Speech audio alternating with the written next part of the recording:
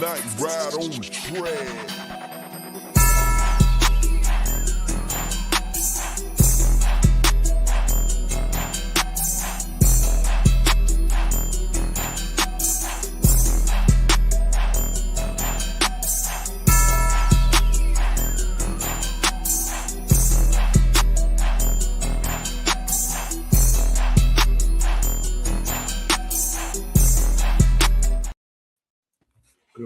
Good morning. Welcome to this Saturday morning bird feeder, man. Morning.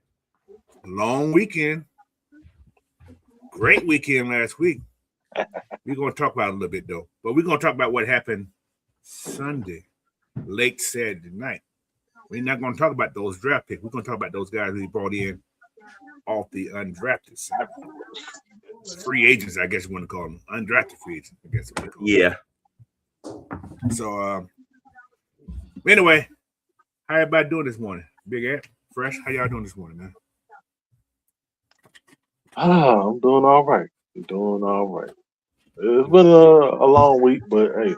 Yes, sir. We here. Anyway, I don't know how long it's going to be today, but we're gonna do some talking. I got some questions, man. I want to ask the panel about the overall everything. So, but first, let me give a quick shout out. What's up, Auntie? How you doing? D. Coleman, Robert Ponders. What's going on? He got little Robert chilling and grilling. Okay, you must be barbecuing today. I ain't mad at you, bro. I'm gonna do it tomorrow. The weather for to be like 80 degrees. Get wet. But anyway, without further ado, man, let's get into these undrafted guys because it's 14 of them. We're gonna talk a little bit about each one of them, just a little bit. And let me put this in the thing right here. I got a whole slide presentation for these guys. All right, here we go. We're going to talk about quarterback Jack Strand, I guess is what his name is. What's up there, Trey? Jonte, what's going on, man? Appreciate y'all hopping on. Anyway, we got Jack Strand, undrafted free agent. Had a projection of being maybe a 6th round, 7th round draft pick. That was his projection. Big arm quarterback, 13,000 yards passing, 120 plus touchdowns. 25 seasons, had 3,500 yards, 42 touchdowns. He led Division II in that right there. And supposedly have all the records at Minnesota State, whatever the hell, I can't name the name of the school. It's called Minnesota something. Moorhead, Minnesota State. Moorhead, yeah, I think that's the name of the school. Because they got a big arm, has the size. He's a big cat, man. I think the cat is like 240 pounds. What's it at? Ben Rosenberg size, 6'4". He's a big boy. So, did we send Sam the link? Because he said he wanted. I sent him the link. Okay. Yeah. All right. So, but yeah, like I say, he's a big dude, man. How y'all feel about the big man from Minnesota State Moorhead? I'm fine with him. You only got Tua for 1 year. You only got Simeon for 1 year. Mm-hmm. So you gotta already having a backup plan for those two guys to disappear next year. So it'd be good. I think getting a guy in here to have to start developing is good for them to have, to get the experimental part of their development plan out the way. So now if we say we don't keep Penix and Tua and all them, we go on getting us a new quarterback, we already have the system in place to develop him. So like one of the realistic role for him in 26, just per se, he's a camp arm for one, right? Yeah. Possible practice squad candidate. Yeah. And it could be competing for a backup role behind, the past Trevor Simeon. He could. We don't know. So to be that like emergency third. Emergency third, exactly. Young, cheap. So, did we save any money if we cut Trevor Simeon or anything like that? let me get my salary thing. I didn't. Because if we do shoot, hey, he That's a good does question. Yeah. anything good or something like that. Hey, cut him, keep him as the third emergency. Exactly. So this. Let me look at this cap right quick. Let me see what Trevor Simeon. What's his stuff look like? Give me a second. I feel like he's just getting vet minimal. Yeah, I think so too. I actually feel the same way. But yeah, Trevor Simeon. Is he on the thing yet? I don't even see his name yet. Yeah, he yeah, you cut him, you save $1 million. So that's $1 million save. I'll take that $1 million. Only thing about Trevor Simeon, he's not on that top 50 cutoff, so his money is free money anyway. But you will get $1 million back. So $3.99. Yeah, I take that. Yeah. But yeah, that's on the quarterback, man. Like I say, he's a big arm guy. He hasn't played in the big games like everybody else has. Who's on the what's called, but that's he making it 53. Like I said, he can be that third man. He can be, but I don't know if he's gonna be that Trevian, but we'll see. And one thing about these guys that come in here, if he comes to this camp, don't throw a lot of interceptions, don't make a lot of mistakes, and he learn that playbook, he has a chance. Yeah, if he can show he know how to operate the offense, I think exactly. he'll have a chance for sure. Just like the kid. Yes, sir. No, my bad. Now we can get out. Oh, Dre Murphy. Oh, what's going on, Dre Murphy? Miss PJ, what's happening? Savannah Swag, what's going on? Dre Murphy has done his thing. Thank you, Dre Murphy. You got me good. So, but yeah, man. Like I said, he's the first one that I wanted to talk about, man. So let's move. Like I said, these guys are in no order. I just put them in there as I seen their names come at the thing. So I made these little things for them. Like I said. All right, the next person I have, I don't know who I have next. Carlos Allen. Okay, yeah. I would definitely want to. Defensive tackle. Not a big guy. 6'1", 290, 295. Grady size. I was just gonna say that too. I said Grady anybody size. we get this size, this weight, I'm automatically putting them in that Grady boat. Grady size. He's Grady size. So. He's a Grady's baby. He's Grady baby. I think. Let me see. Is he from Atlanta? Let me check, man. I think he's from Atlanta. He's actually from Atlanta. Yeah, I think he is. But he transferred from Kennesaw State. Mm-hmm. So, like I said, I don't got his Kennesaw number, but his numbers at Houston, he had 43 tackles, 2.5 sacks, 2 fumble recoveries, which was top in the Big 12 last year. And he had an 84.4 run defense grade. They consider him an elite defensive not bad. interior D line. I mean, that's what we are trying to get corrected is our run defense. Yeah, but he's not a flashy pass rusher, but he's a high level run defender. That's his strength. We got pass rushers though. We got pass rusher. As long as he can add, just like give us Mikael London 3 or 4 sacks, we good. give me 1.5 sacks. That means you did something. But just make sure you stop that run. Yeah, stop let me get more TFLs from you than sacks. I'll be happy with that. Exactly. Honestly, I look at TFLs just like I look at sacks. That's down there a sack, pretty much. Exactly. They didn't get across the damn line. That's what it means. But but like I said, his weakness is like I said, he's not a pass rusher. He has short arms. We've seen that before. he can get swallowed up by O linemen because of his short arms. We've seen that before too. Yeah. So scheme fit. He's a 3 tech. He can rotate it at 3 tech. Sub pack interior line, but early run defender. He's not going to be in there on 3rd and long. He's not going to be there. That's not what he's going to be there for. So, but would he make the team? I ain't gonna say yeah. Maybe not. Practice squad. I think he's one of the ones. I think you could put him on the practice squad and he'll be safe. Yeah. His ceiling is a DT rotation, but the floor is a practice squad or just a depth piece. Right. So Like I said, I think we're gonna have this practice squad gonna be pretty deep too, guys. Because we got a lot of guys that gonna get cut that I think they will want to bring back to be on that practice squad. Yeah, I definitely want our practice squad to be of some players that can add some value to the team when they come up. Yeah. They, what they say? Somebody said he's like a lunch pail D tackle. You know what? Put him in. As long as they can be better than David Steele. Oh my God. Skills wise and stuff. Don't do that. I'm all right. I'm all right. But yeah, that's Carlos Allen Jr. of Atlanta. So let's get to this next person. We got I don't know who that line came from, but it's there.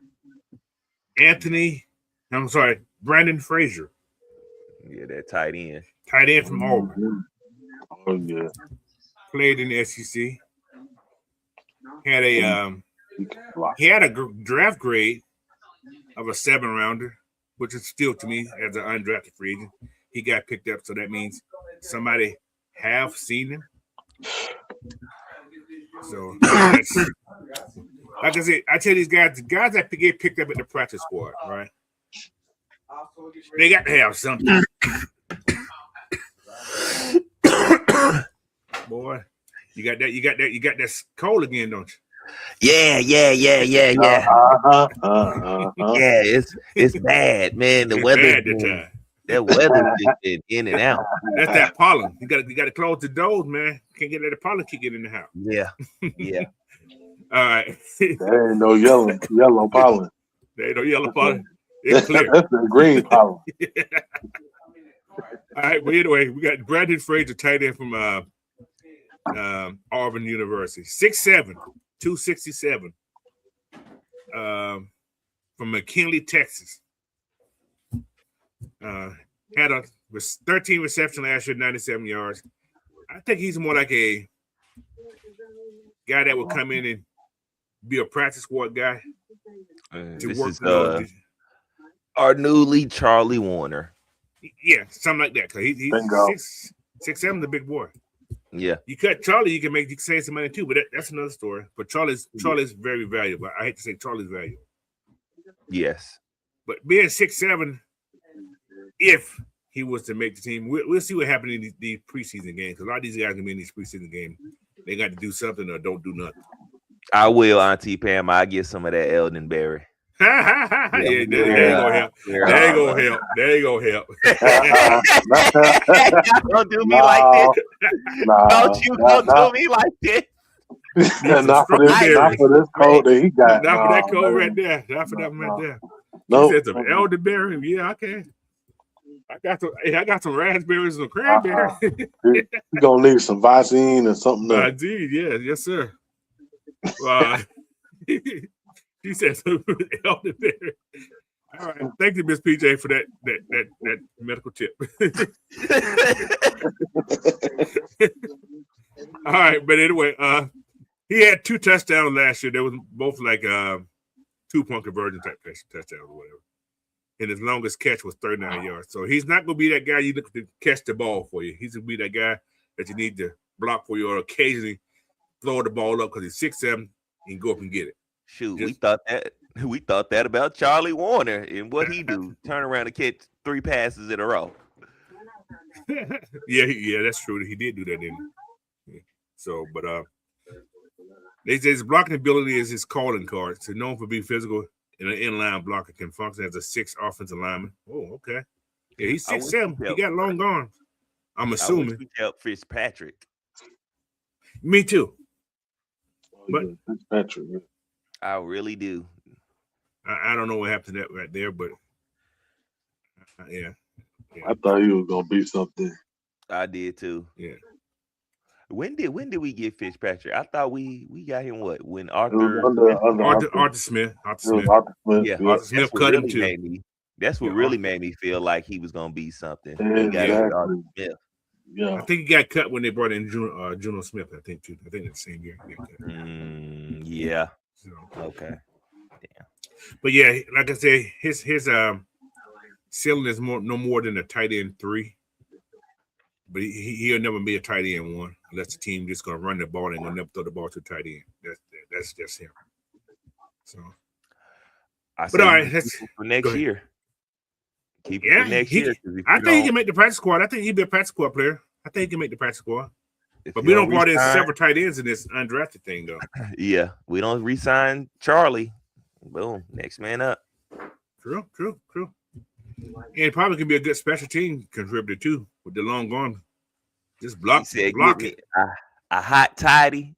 A toddy. With that lady. I appreciate everybody trying to make me feel good and give me remedies. I appreciate the love. I feel Auntie, he's trying to get healthy, Auntie. He's trying to get healthy. Thank y'all. Yeah. Thank He's trying to cleanse himself right now. Yeah, I'm gonna get the hot toddy. I need all that. Make sure you use vodka. Yeah. There it is.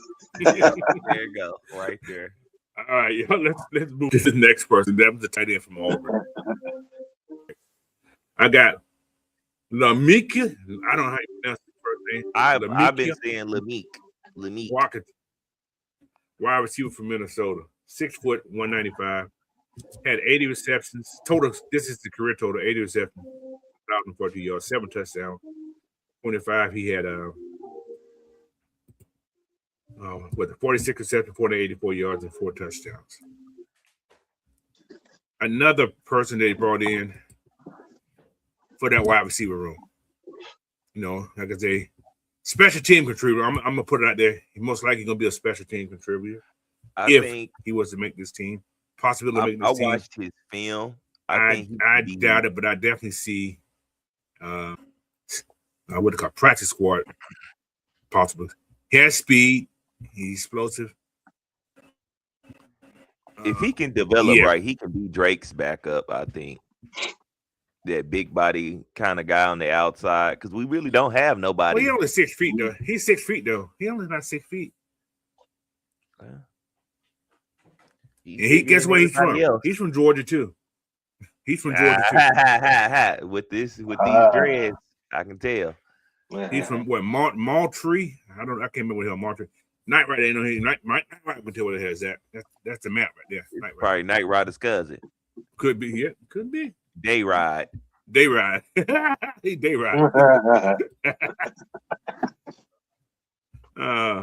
But he has had some kick return experience. We got a lot of guys who can return and put kicks and punches. Yeah, we got a whole bunch of people in this team. That's how we know we don't want Zachariah at their return spot. That's my taking. That's my taking. You're gonna be catching the ball and you're gonna be going up the field. Yak yard, man. We're gonna call him Mr. Yak. So, but yeah, he's a reasonable, reliable possession receiver. Got consistent hands, quarterback friendly option. So route discipline, works underneath and medium level routes, find the soft zone. So he's one of those guys that can find the zones, man. So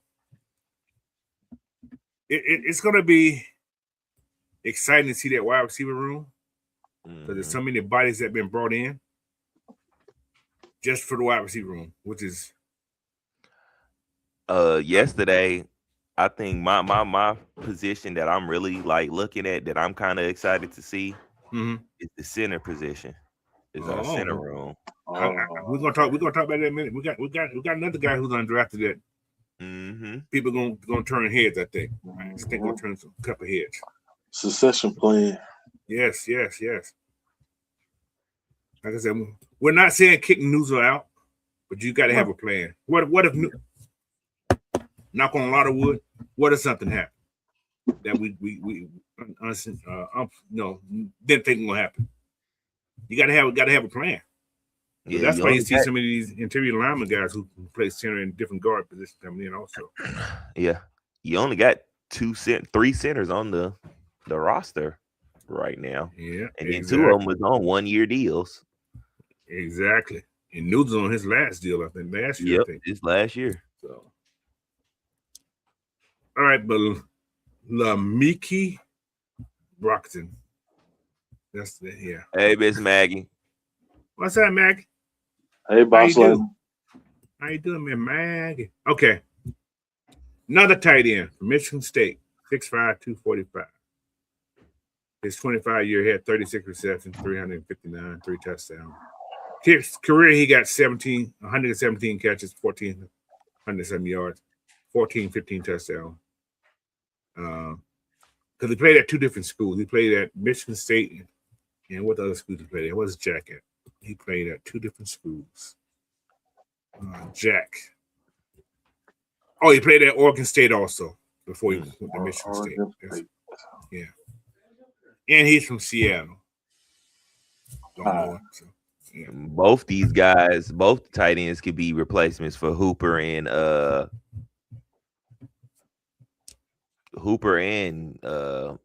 Charlie. This kid here he's a better receiver than I think he is a blocker. So yeah, there you go. That's funny. Yes, boss lady, these are the undrafted. Yes, they are those two guys that are replaceable for the two Yes, guys. This is the undrafted free agency that we're going over. So, but yeah, like I said, he has a prototype size for a tight NFL tight end right now.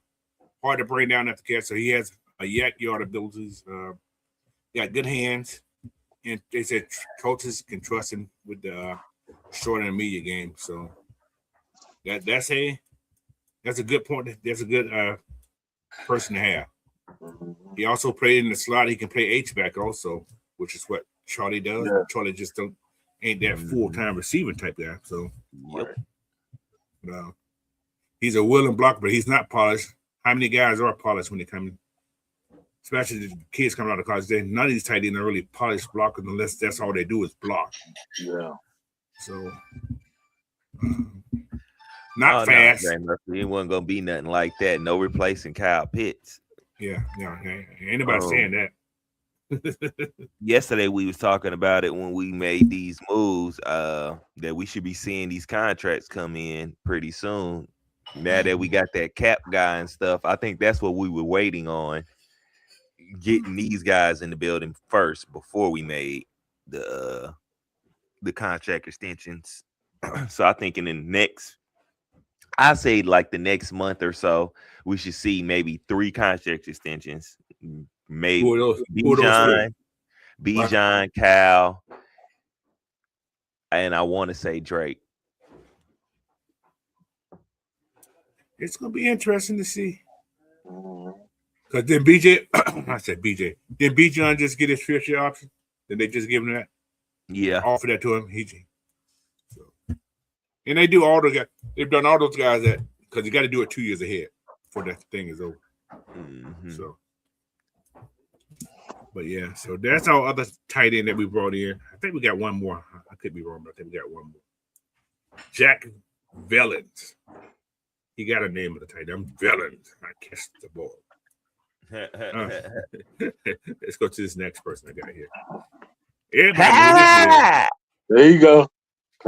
Cash money, baby. Cash money. The Georgia porn star. That's the Georgia porn star. Where Big Will at? This is what he wanted. Money. Anyway, like I said, his real name is Cashon Jones. I would have changed mine to Cash too. So, Cashon. Anyway, he's an all-purpose back. That's what he is. Yes. He's an all-purpose back. 6 foot, 182, 195. He probably gets like 195 playing in the pros. He's from Brock, Texas. Like I said, don't have a lot of numbers on him, but he had 52 carries, 253 yards. I think that's just his. That's his career. A lot of catches though, to be a part-time guy on 3rd down. Hey, they'll if Tom Brady and Bill Belichick was still in New England, he'll show. Oh, he would have probably been there, wouldn't he? He would have been there, wouldn't he? He would have got drafted. He wouldn't win undrafted. Yeah, I think they would have. You're right. I think they would have got him too. But one thing I'm gonna say about him, you want a blocking running back, he's your man. Yeah. You want a special team guy, he's your man. And he can come down and surprise the people because Cash runs some great wheel routes, guys. He does. He definitely does. Yeah. But now he's one of the guys I think is gonna make this team, this 53. He's one of the one I'm gonna say he's gonna make this 53 because of his he has a lot of versatility as well, especially on the special team side. So he's gonna take somebody. I'm gonna say this name. Y'all may not like. I'm gonna say this.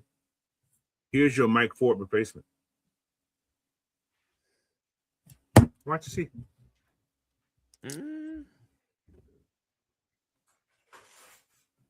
It's your up man. He can hold kicks. You don't have to worry about using your hunter to do that. You can hold kicks. Yeah. He's one of them gonna be your most versatile special team guy. He plays on both sides. He tackles. He can block. Oh yeah, he's great at picking up blitzes.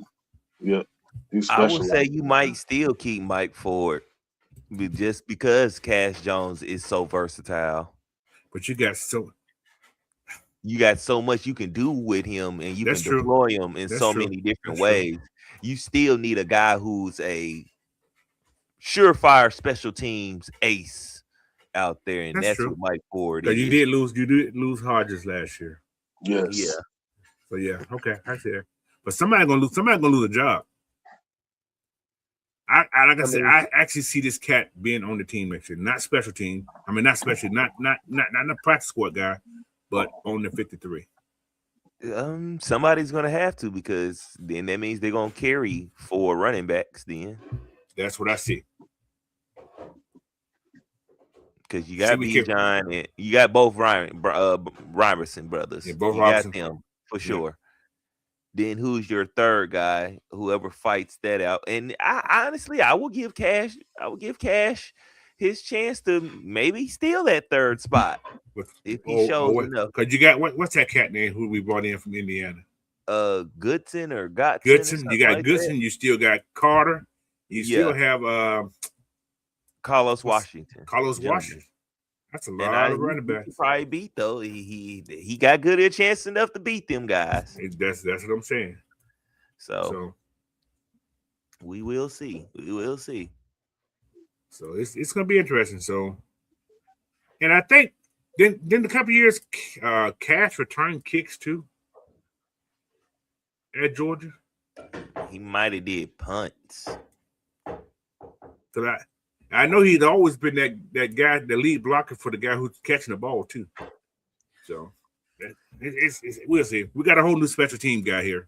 We ain't got the guy that don't know what the hell he was doing. Just let guys keep missing field goals and kept him in there. So.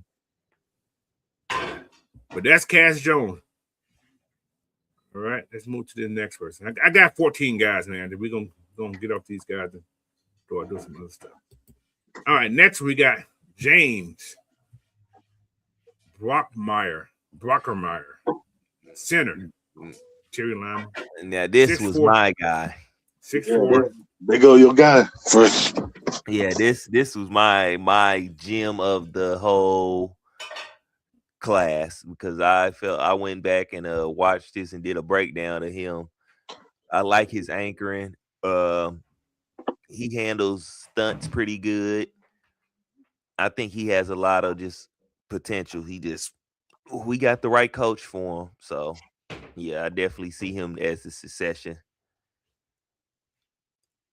I think he played in a pro style offense down there in Miami. But you know, and then I think he played good competition too. Now he started at Alabama, transferred to TCU, didn't went to Miami. See, the thing about, I think he can play, but I think his moving around at different schools. How grounded is he? You understand what I'm saying? Yeah. That's just like I said. I think he's a good lineman because he played at all these schools. He actually started at played some games at Alabama, played some games at TCU. Like they ended up at Miami. Played good in the national championship. That wasn't his loss. No, but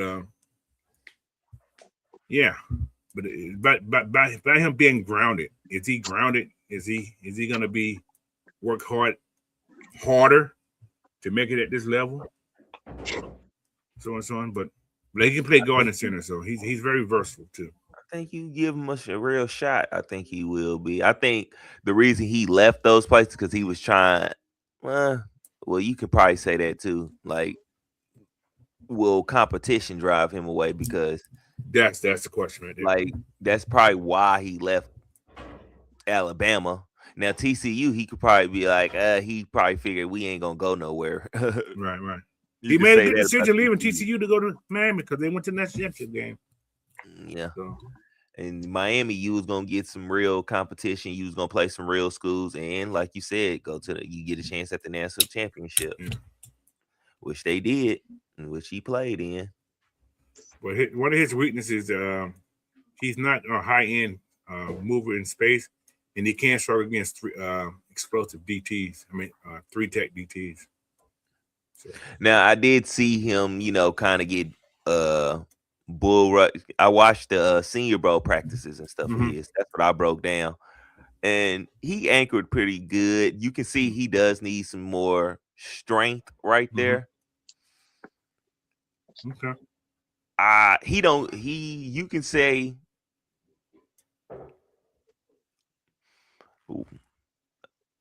When is it? Did you say we seen a good improvement out of Dahlman? What year was that? What, year 3? Yeah, about 3 years. Yeah, this last year. I say probably year 3 of Dahlman. Right. He's gotten way better. Still kind of gets bull rushed pretty good, but he's been handling it way better. I would say he's kind of Dahlman. So you give him like a good year of polishing. Well, we do got the best O-line coaching. What guys? And that's what I say. Yeah, and we got a new training coach. In the weight room. So yep. So yeah, a little bit more strength and just a little bit more polishing. He'll be all right. So, what's your projection of him on this team? Practice squad guy early? No, I say he makes the 53. Wow. Okay.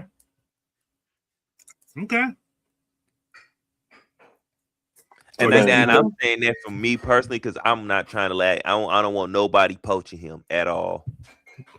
And everybody seems to want to poach. When they come to poach our players, it seems like they want to poach defensive linemen and offensive linemen. No, that's true. That's getting tiresome. Now you're not about to steal him. He's making it 53 because you can move either one of the two. Well, you're gonna keep Newsel as the starting for obvious kind of reasons. And then you only sign one other center, but he can be a backup guard or something like that. That's how you can play that with the roster, and have him be your second guy at the center position. Just that's how you can do it roster wise. Like I said, all these are just discussions. So. Like I said, I did what you did. I watched that West Coast game over game. He actually played well in the national championship game. But why he was? I thought he would be drafted, but he had a low grade. He had a 6th-round grade also. So, but he ended up being a undrafted guy. So. I mean, I think, but hey, that's what makes him a gem for us. Exactly. But yeah, because we have pretty much our offensive line who you think is going to start. It's going to be Jake, Bergeron, Newsel, Lindstrom, and Taylor. Okay. So who's the guys behind them? That's another question about Storm North stays on this team? Or does Mike Jarrell jump to that part? I think Mike Jarrell might stay over there on that left side. You could put him either side, I think, as a What about Jack Nelson? He's practicing for that exactly. We got left we side got also with the guy we did draft too. the 6th-round lineman. Mhm. So it's gonna be some competition. But Jack Nelson wasn't this regime's pick. That's true. Plus, he was hurt last year, so yeah, he has no last year film. He was out the whole season. So yeah, he it ain't gonna hurt you to cut him because he's not gonna cost you much. Yeah. So. And I noticed one thing: they're getting younger, stronger players too. Yep. So Even the free agent guy we brought in, none of those guys are old. So, all right, let's go to this next person we have. Who is that next? Cam Dewberry. I like that name. My name is Cam Dewberry. Dewberry. I was born in Mayberry. No, just playing. Hometown, Humble, Texas. Started at A&M, went to Alabama. 6'4". Is that Mr. White? Yeah. Mr. White. What's happening? How you doing, sir? All right. He's a big 6'4", 330 plus pound offensive lineman. Primary guard, they said. Cam Dewberry. Cam Dewberry. That's the name. Cam Dewberry. We're gonna have some definite competition. I think this year we're gonna definitely have competition everywhere. Offensive line is gonna be a very competent spot because we did have a lot of injuries. That's the offensive line is going to be where the competition really matters. Yep. That in the linebacker room, that's the two spots with the biggest. That's the biggest two competitions. I think the linebacker room going to explain itself. Now there may be we know little egghead JD Bertrand is out of here. We're gonna talk about it in a minute. My bad. You're fine. We're gonna talk about it in a minute. I knew where that was going. Yeah, we're gonna talk about it in a minute. Just hold on a second. Hold on.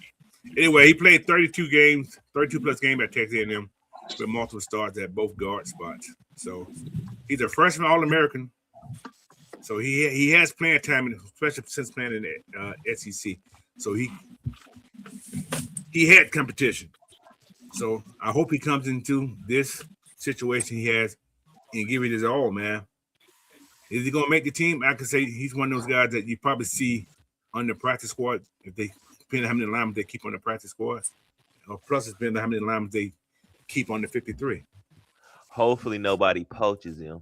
Hopefully, we can get our development program going without somebody trying to poach players. If you like him, you put. He's a tackle. He's a guard. He's more of a guard. He's a guard. Yeah. You know, Callahan loves big old guard. So do. Yeah. Interesting. He's 330 plus. That's a I'm gonna say this. It's a little hot take. But if you don't pay Bergeron and you let him walk because you have a coach like Callahan.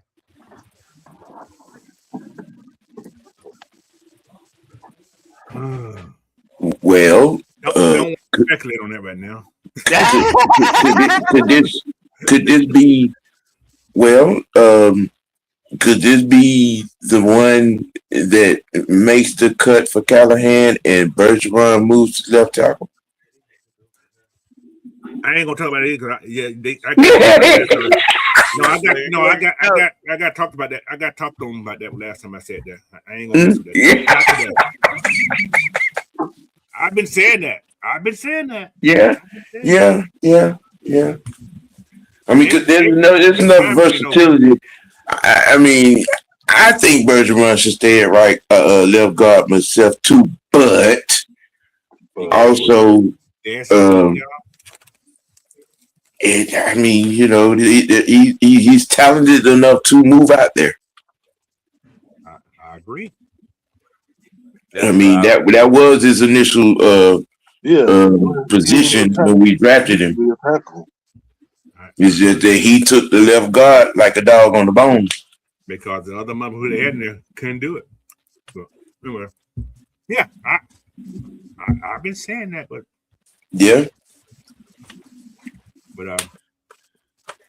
This guy here, I don't see him as a starter yet. But like I say, I think we're gonna have some guys that are gonna develop well under Callahan. Yep. So we just got these. I'm gonna say this: the old lineman, if you don't develop and you don't learn anything, that means you wasn't working. You wasn't working. Because I think Callahan, I've seen the develop some guys like, who the hell is this guy here? But become a Pro Bowler that first year. Mm-hmm. He's made all pros out of some linemen. That's what I'm saying. So come in and soak in all the information you can, man, and see where it takes you. That's all I can say about this kid right here. So, Cam Dewberry, that damn name, boy. Dewberry. That sound like that Barry Miss PJ was trying to get you this morning for that call. Mm-hmm. All right, let's go to the next guy I got here. Raleigh Moundman. How you pronounce his name? Yeah, see, I ain't the only one. They go that butcher. How you pronounce his name? Riley Marmon. Malman? Okay, Mhm. I can use that. Mom. That sounds better than what I was saying.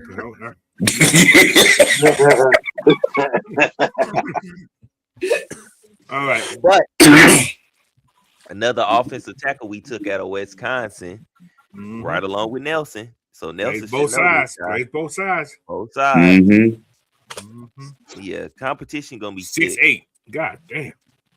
Competition is going to be thick. Because I can see Nelson moving to the right side because he even said himself he's more comfortable on the right. So I can see him moving to the right. This guy comes in and learns the left plays side. that left side. Mm-hmm. That whole left side might be changed out. Yeah. Well, he's a classic Wisconsin O-lineman. Next year, big, physical, and battle tested. There we go. Honestly, I think next year the whole offensive line might change because you don't have no long-term center as of right now. Nope. This is what they said. Go ahead. Then you gotta get Bergeron. You gotta figure out what you're gonna do with paying him, or you gonna let him walk like we said. And then what if Matthew does retire? Now, I got this question also. Bergeron when they came in under his regime also. Yeah. That's why I'm saying, what if you don't pay him? What if you just let him walk? So, but this I is mean, what they said. is Bergeron a Callahan type of guy? We don't know. We got this. We're gonna have to see. That's the thing. We don't know. I don't see why not. How's that? He has a streak. But one thing I said about Callahan, he likes big old bodies. Mm-hmm. And this is what they say about this cat right here. They say his height and length combos overwhelm defenders. His run blocking power moves body and create lane consistency. His anchor, he can absorb bull rush and hold his ground. And he plays both sides of the ball. And he plays through the whistle and he finish blocks. So that boy with this that boy tractor strong. With a face like this, he looks like a man eater. Yeah. Whoa. You got that chin on it. Boy, I'm telling you, boy, look like he wrestled cows at the age of 6. He nails. He tractor strong. Yeah, man, I got my work pail here, Dad. Let's get it. Come on, Paul. Here come my dad unstrap the horse and pull the Cadillac himself. Oh shit. Shit. Instead of horses, they had him Right. pulling the carriage. Mm-hmm. Yeah. We'll But be like I all said, right. he's another guy that's got a chance to make the team, or for sure, I think he can be one of those practice squad guys too. But we're gonna have so many guys getting cut that probably look good in preseason. Yeah. Actually, I think that's the reason why we're bringing so many guys in now to give Callahan a pick of the litter to make his guys, to get his guys, or have his guys, or have an idea of, or so this way the front office can have an idea of what he wants. So when they go into next year, if you want to spend a first round pick or second round picks on him, you know what to get. Hey, Miss Chrissy, how you doing guys today? are up there.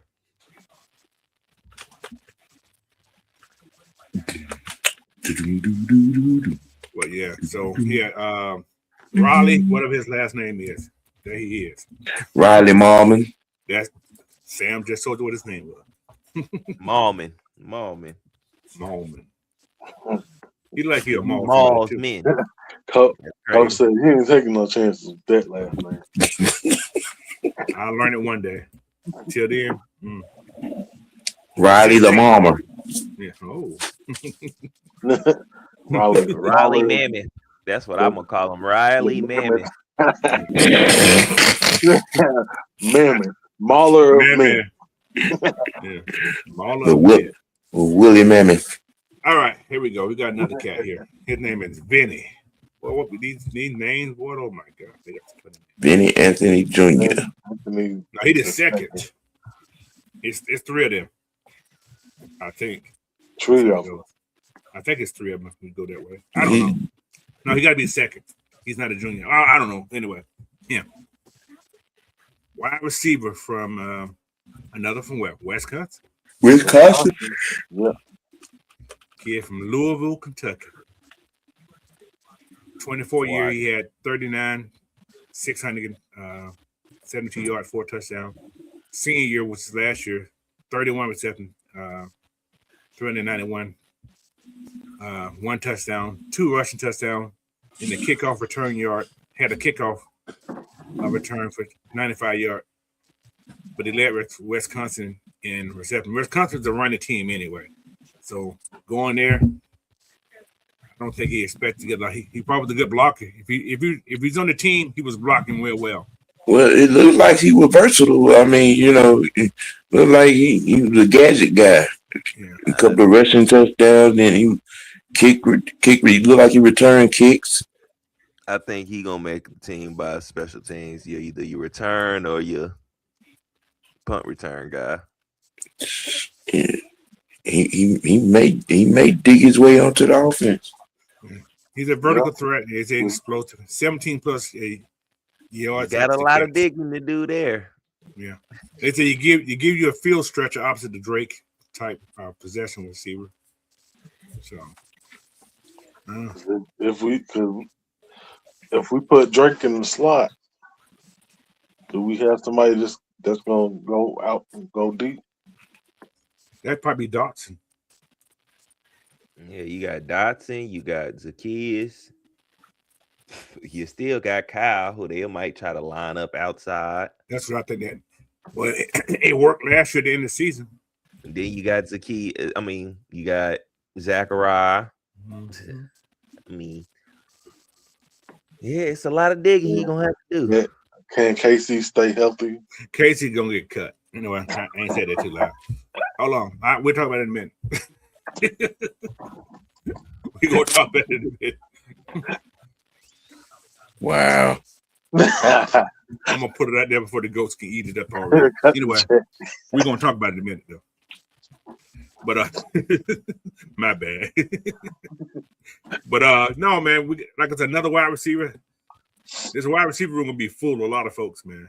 Lots of folks. Yeah, right now you got 12 folks in there. It's a lot. Yeah. I think we keep 6. Yeah, we'll talk about some more of that, man. All right. Let's get to this next person. Yeah. Malik Rutherford from Georgia Tech. Georgia Tech. Now, we know they went to see Georgia Tech, right? At the Yeah. Pro Day. Did we draft him out of from Georgia Tech at all? Mm-mm. So, makes me wonder. He must look the good at that Pro Day. He wasn't drafted, but he was signed as a roster.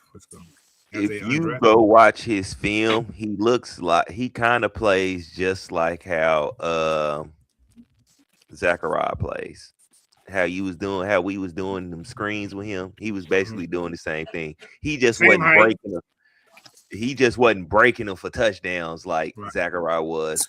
He was getting good yardage on them, but he just wasn't breaking them all the time. And you can kind of put that a little bit on the blocking of his other receivers and stuff like that too as well. Some of them times, because I'm like, he had a little bit better blocking, he's gone. But he's basically he's not gonna be one of those stat getters. But he's gonna be consistent when you catch. He'd be one of them third down receivers come in and get you 6 or 7 yards, make first down. Right.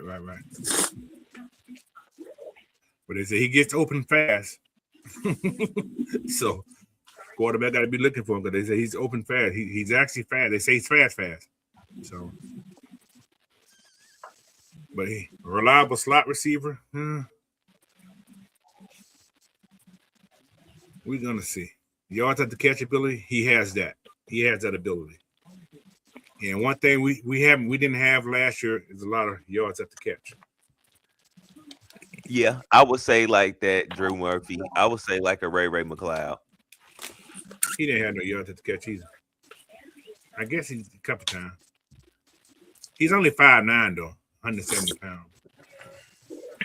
I see him as a practice squad guy. I don't see him making the. But you got to think about this. You got to have wide receivers on that can emulate other fast wide receivers from other teams. Yeah. So you got to have that. He's a scout team. He's a scout team guy. So you got to have wide receiver right there. Plus, when your time to get called up, if he learns this playbook, you never know what's going to happen to these wide receivers. We've seen that last year. We had wide receivers going down like flies was getting stuck on a fly strip thing. So he has to be ready when they come down to doing it. They was going down like they was hitting the fly zapper. Yeah, exactly. Don't go until the light. Boom. There go another one. Yeah, There go another one. I can see the light, Caroline. And then somehow we just magically kept David Steele on the field. Oh Lord, have mercy! Come on, dude. I know. Fresh bringing up bad news. Oh, He just constantly stayed out there. I don't understand why. Well, we know where's he at now. Tampa. Exactly. What else do we have? Yeah, we got 13 wide receivers on this. We had nobody last year. We did. They just didn't get used. Yeah. Or they got put off the pasture. Look, I am not finna sit here and have a comedy clown moment. Nope. Thank you, Fresh. We appreciate you for not opening. gonna do it. But anyway, just take care from Georgia Tech, man. Like I say, he's another, I guess you call it a practice squad player that I feel. Now we got Malcolm.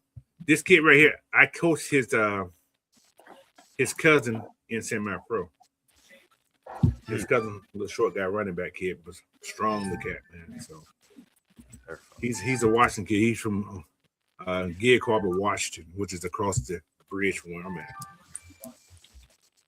But let's talk about Malcolm. He's a cornerback, another cornerback, guys. Another cornerback. This cornerback. 6'2", 190.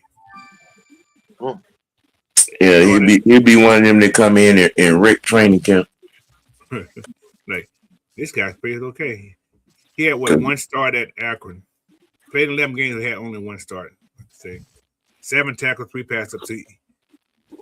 He didn't have that big production, but when he was at Butte College JUCO school, he had 38 tackles, 4 interceptions, 12 pass breakout. That playmaker of the year for the SBS. So, does that say anything? I don't know. But small school guy with a chip on his shoulder. yeah, exactly. He probably had a grade problem. Most of the time, I'm sure he when did. they go that way, when they go to the schools that he went to, they mainly have like academic problems. Really, he started at a school called Snow College. I don't know where the hell Snow College is at, but that's the school.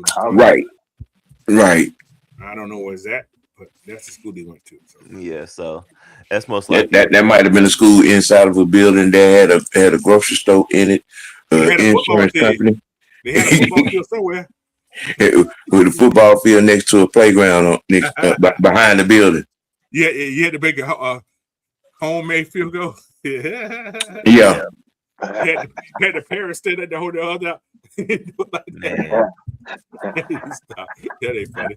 Anyway, but like I said, he ended up at Akron, which is a small school also, but it's a school that people heard of Akron for basketball, but right.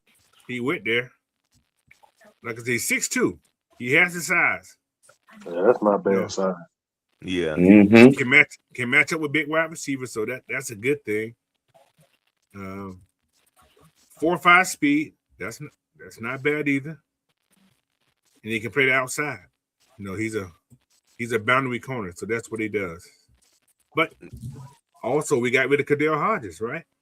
And he special team gunner. There you go. Special team captain. No, I'm talking about his position. I ain't saying he's gonna be no captain. I ain't saying that. You talking about Hodge? I'm talking about Hodge. Okay, yeah. But this guy can be a gunner. He has the speed. He has the size. The gunners ain't small guys. Those guys got a little height on them most of the time. So that's a possibility. I want to see him and Drake go at it. Yeah. Now, he can get an opportunity. He can be that guy in training camp. Like, damn, he's locking up Drake. Per se, I ain't gonna say it's gonna happen, but and get that shine. Like, damn, we can't let this guy go. We got to do something to hold on to this guy. And all these guys had that opportunity. All of them had that opportunity.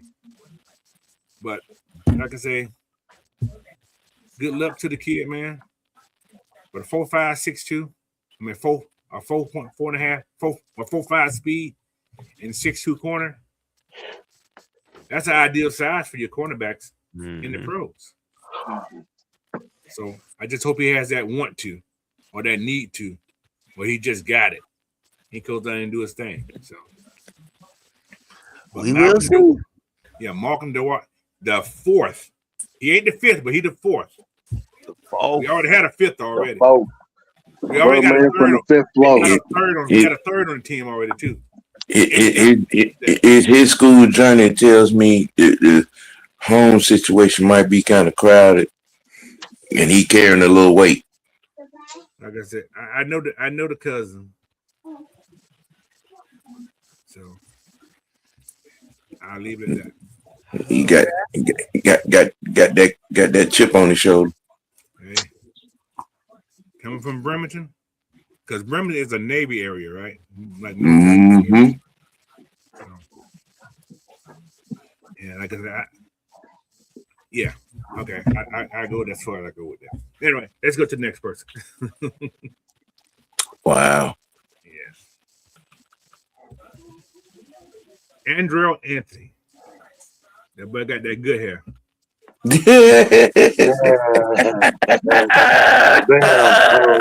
that good hair right there, boy. All right.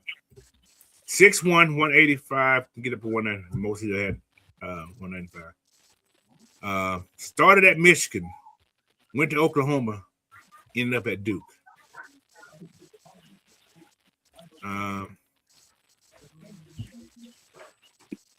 Yeah. His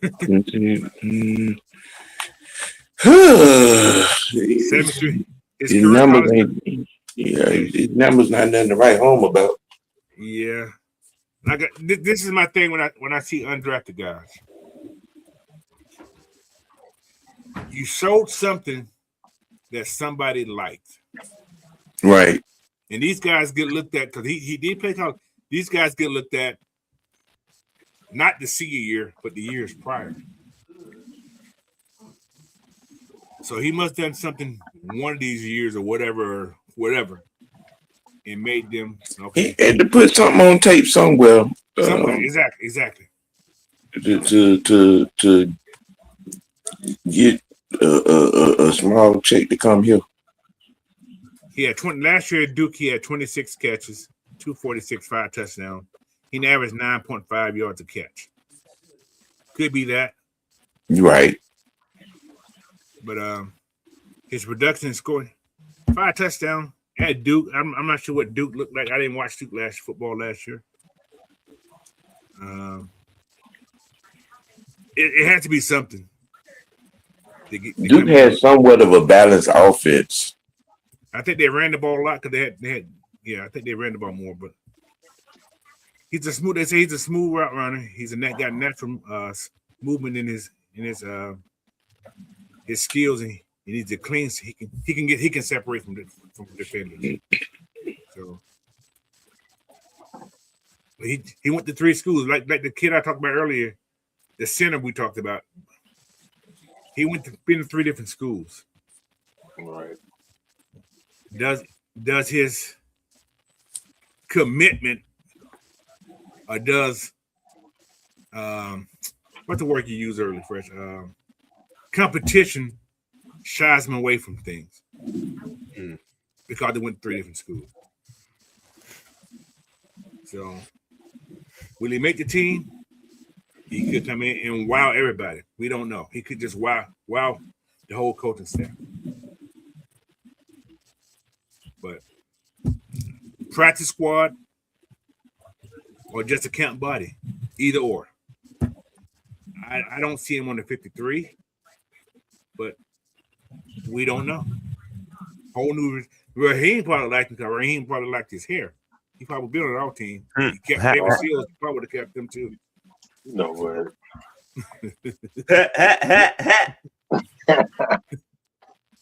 Never know. We'd have never seen him. He'd just been on the team. On the team, yeah. Had the top wide receiver in college, and you didn't play the goddamn. What the hell was them? Okay. He going now. See, there it is. He's going now. Yeah. You need a couch, coach. Yeah. Anyway, that's Andrell Anthony.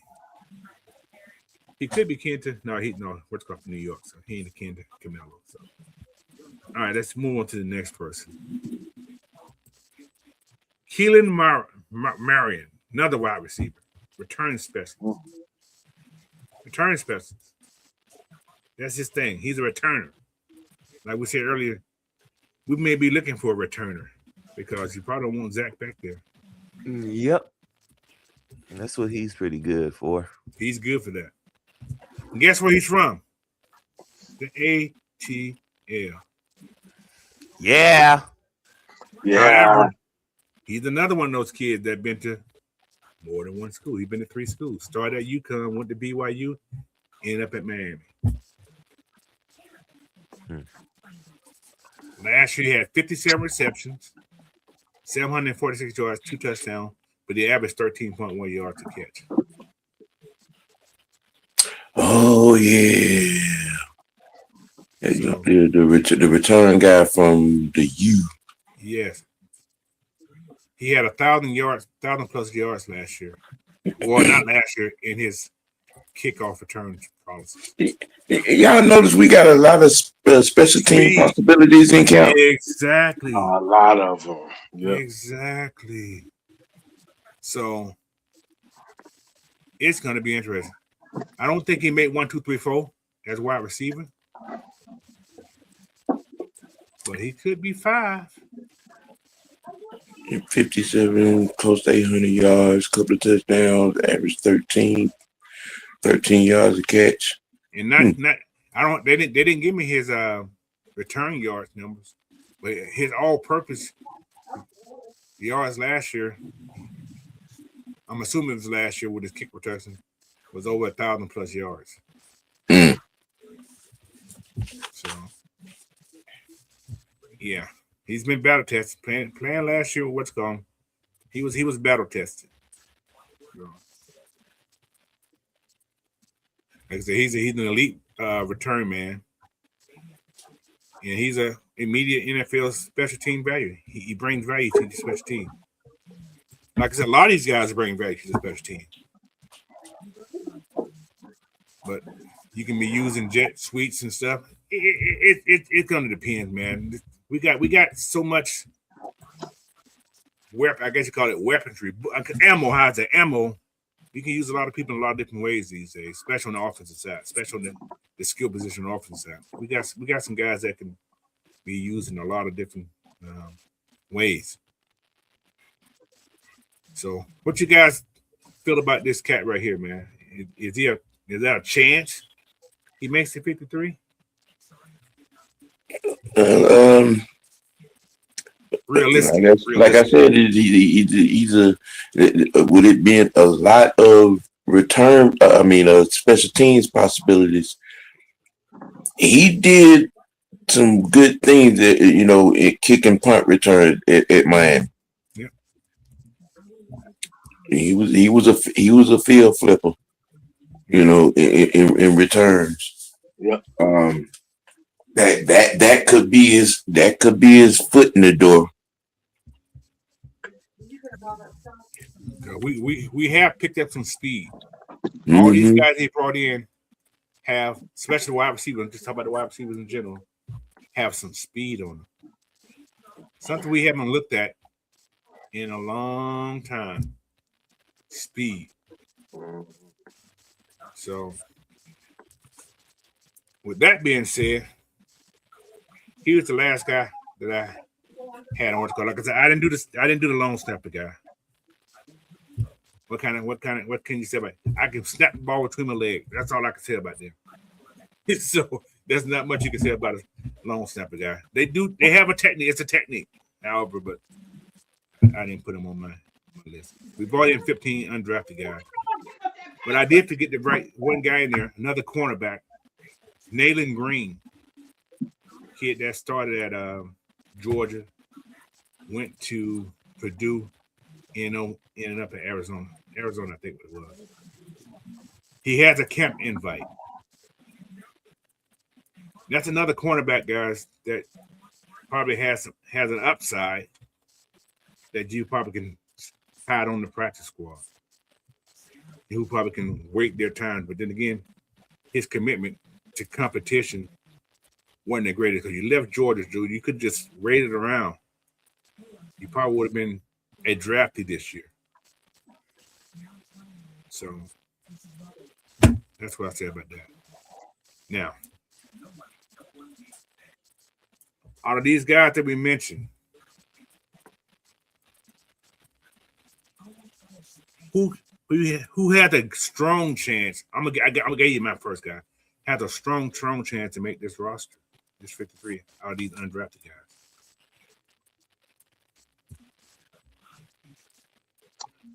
Miss Pam, I did not leave Malik Rutherford out.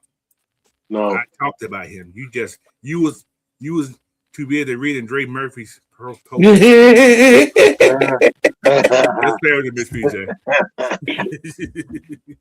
No, I talked about Malik, Miss PJ. I did talk about it. we did.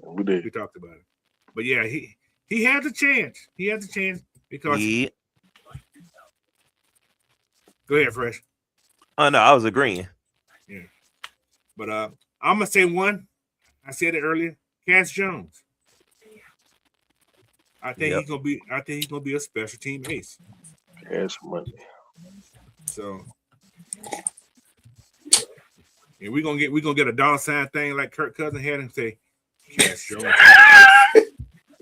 Wow. I've been holding that. I'm gonna tell you something. I've been holding that for the whole weekend. I've been holding that boy. Anyway, it's out there. But anyway, yeah, I think Cash Jones been my letting guy. that thing marinate. Yeah, I've been letting it hold on Man. for a little while. But he's my number one guy. I feel gonna make the season. Mine's is James Brockmeyer. Brockmeyer, the center. Center. Okay. We got some guys, man. It's gonna be interesting. You know what? I'm gonna say that corner that we talked about. I think he's gonna surprise some people. Yeah, 6'2", yeah. Oh, Malcolm DeWalt. Yes, The fourth. The fourth. So, May the fourth be with you. what about you, OG? Anybody you think possible? About this kid? Any one of them. Which one of these positions? Well, give me a position you think out of these practice squad, not the undrafted guys that had the chance.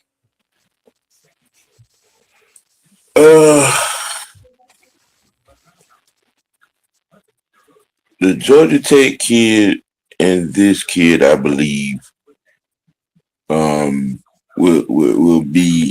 have some inside tracks.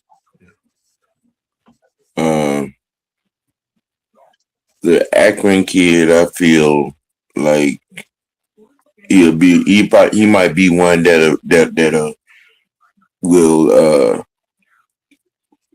make life miserable for decision makers during training camp. Yeah, possible. But let me ask you guys a question. Mm-hmm. Do y'all think it's kind of weird that there was no DTs brought in? No, because of what we did during free agency and the one of our last draft picks. Right. You know what I'm saying? I think they feel their card for them not necessarily have to go, deep at that position. Right. But bringing what I'm saying? Mason Smith, Hand, then the kid we drafted from Washington, Right. So it's going to be a lively defensive camp, I tell you that. How y'all feel about them bringing in 5 undrafted wide receivers, though? It was like 7 or 8 wide receivers. No, I'm talking. We brought in 7. We brought in 5 undrafted. Yeah, that's a lot. Wide receivers undrafted that we brought in. You already had what? Yeah, 15 on the roster, 13 on the roster. Had 8 already. That's a lot. He brought in more than any other position. Well, did he bring some old linemen in also? He brought a lot of old linemen in here also. You drafted one, you traded for one, you signed one. Yeah. You know what I'm saying? You did some work. You brought in a lot of explosive guys who are very explosive. Mm-hmm. So what that say about the offense? Are we passing or are we running the ball? Which one? Running through the 6 with my woes. Or are they trying to just go balance? We're definitely gonna run the ball. I mean, that is no secret. I think they're looking to put competent weapons in place in the skill positions, especially slot.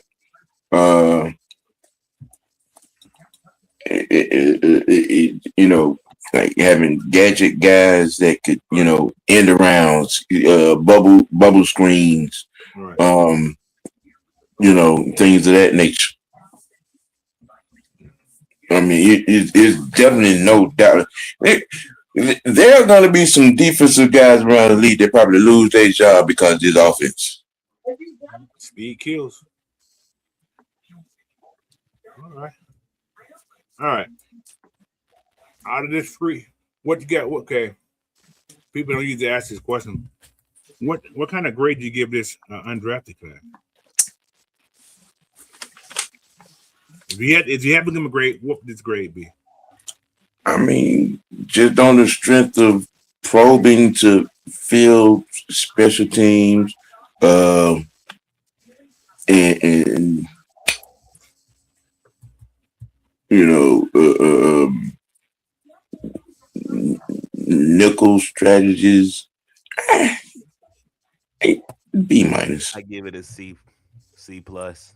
That's what I was saying. I was saying the same thing because sometimes, well, I guess because it's the bias part of it. When you pick up undrafted guys, you want somebody you know in there. Mm-hmm. We don't know none of these guys. You know what I'm saying? One. So you're right. We know one. Cash Jones. Yeah. Mr. Jones. Mr. Jones with his dollar sign. Well, Cash Jones, Brandon Frazier from Alabama, Rutherford from Tech. Yeah. The returner from Miami. I'm talking about high profile. Well, Cash is high profile because he played at Georgia. We all that's why I said Cash. He's high profile. I guess I'm just naming the kids that I saw play. Yeah. Okay. Yeah. I would have liked the Dylan Bell. I ain't gonna lie. Yeah, me too. Did he get drafted in? Or was he undrafted? He got free agent. He got undrafted. Nah, he didn't get drafted. He got undrafted. Yeah, I wanted Mr. Everything. I'm gonna go back to one more person on this undrafted list and ask what the chances he has to make this team. Being that number 3 guy. Jack Strand, the quarterback. I still think it's a good chance. I mean, like you said, save $1 million. You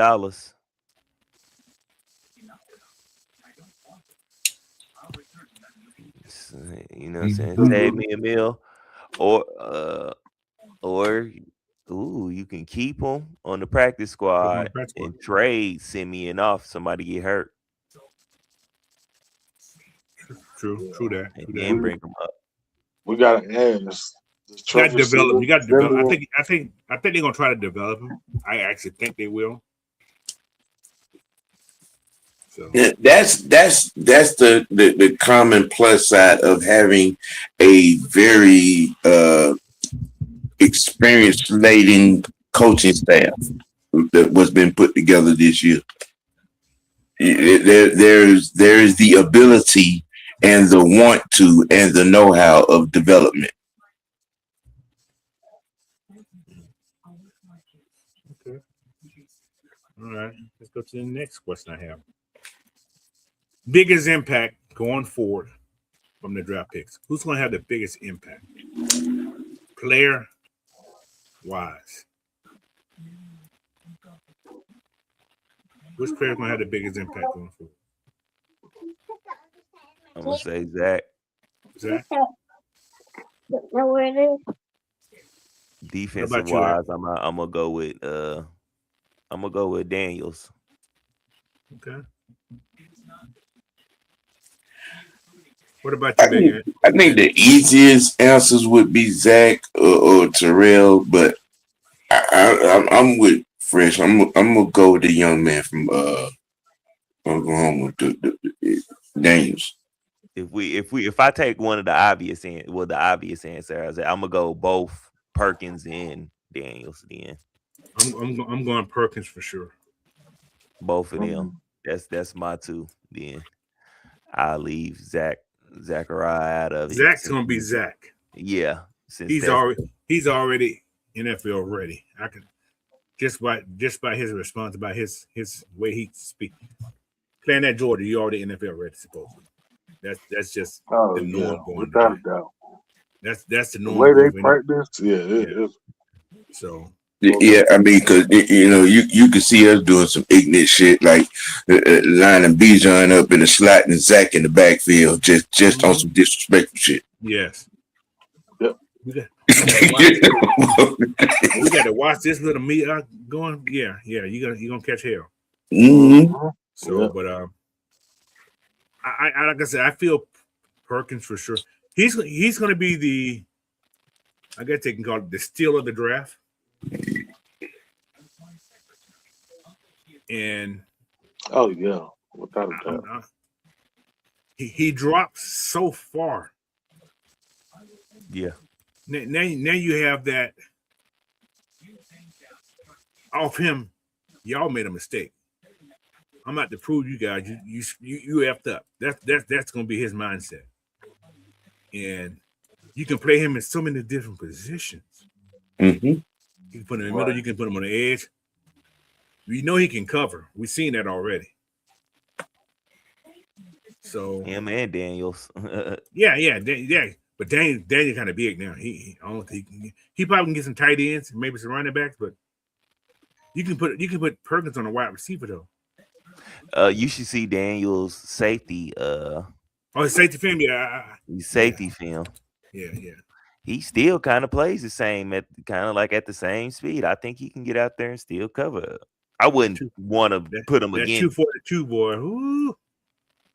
I wouldn't want to put him against number one receivers and things of that nature. Of course not. he probably can handle somebody out the slot a little bit, maybe. Yeah. So, but I think they're gonna use Perkins as that edge guy. Just you're gonna be having that sending edge people just constant. Because he got number 56, y'all. That's his number he having this year. They gave him number 56. He has number 56. That's gonna be Perkins' number. I think Zach got what 14. I think that's the number Zach. No, he 14 got or 17. 17. He got 17. Yeah. So yeah, it's and AJ Terrell brother got 12. Right? 12. Yeah. I've seen some of the numbers. Yeah. So yeah, it's gonna be interesting. It's gonna be very, very interesting. Very interesting. And another surprise is gonna be the kid they brought from Washington. Mm-hmm. They say Rook's old number.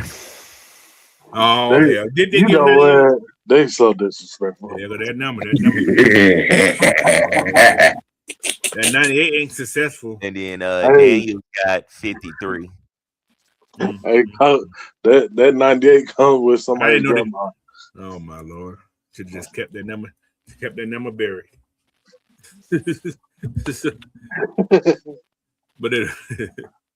But no, man.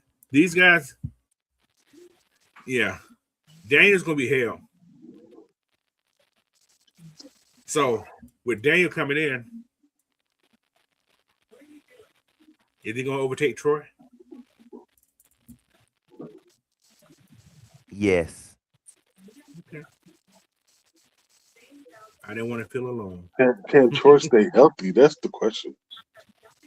Troy wasn't drafted by this regime. To me, Troy is in the same boat. He has to prove himself. This is the whole regime. Yeah. But you've been hurt. I still think he got a chance to be one of those guys that makes the team. I think Troy still has a chance. I'm not saying get rid of him. As long as they keep him off for special teams, he can make the team. That maybe you don't think he's gonna be maybe you don't think he's gonna be a player. Well, but that's where he got hurt at. True indeed. Move on to the next one. Not taking a D line. Do we have enough to move on without taking a D lineman? Yes. So you think the guys we have right now, which are, let me see what I got the roster right here. D lineman right now. This is what we have for D lineman. I'm gonna give you this is the 4-3 D lineman I'm talking about. All these guys right here. You got Zach, Mason, Dorless, Han, London, Chris Williams. Those are your first six. Then you have Elijah Garcia, Carlos Allen, Arian Thompson, and Ben Steele. Now, are we keeping 7 or are we keeping 6? Because Arian Thomas won't make it if we keep him 6. I say we keep 6. Somebody going to the practice squad. It has to be. I don't think Thomas will survive the practice squad. I think he would. You think so? Yeah. Let's see. Okay, let's do this. Let's see what happened in preseason. If he's causing havoc in the preseason, yeah, he won't make it. You might see London go back to that practice squad. I don't think London going back down. London said that practice squad don't make enough money. I ain't going back. I ain't going back to no more, boss. What about Chris Williams? Yeah, well, he can go to practice squad. Or get cut. One of the two. So, yeah. So it's gonna be interesting right there on that part of the D line. Competition gonna be crazy, man. Yeah, it's gonna be comp everywhere. Crazy. Competition is going to be everywhere. Now going back to linebackers, that's edge guys and so on and so on. Which all consider linebackers. Is this right? I'm sorry. Is this not? Is this linebacker room better? Yes. Oh yeah, without a doubt. I agree. Man, do we really need to say the name? Don't you talk about D'Angelo? No. I ain't talking about Forrest Gump. No, I'm not talking about him. You know exactly who I'm talking about. I got a question. They brought this guy in. I just happen to see on this roster right here.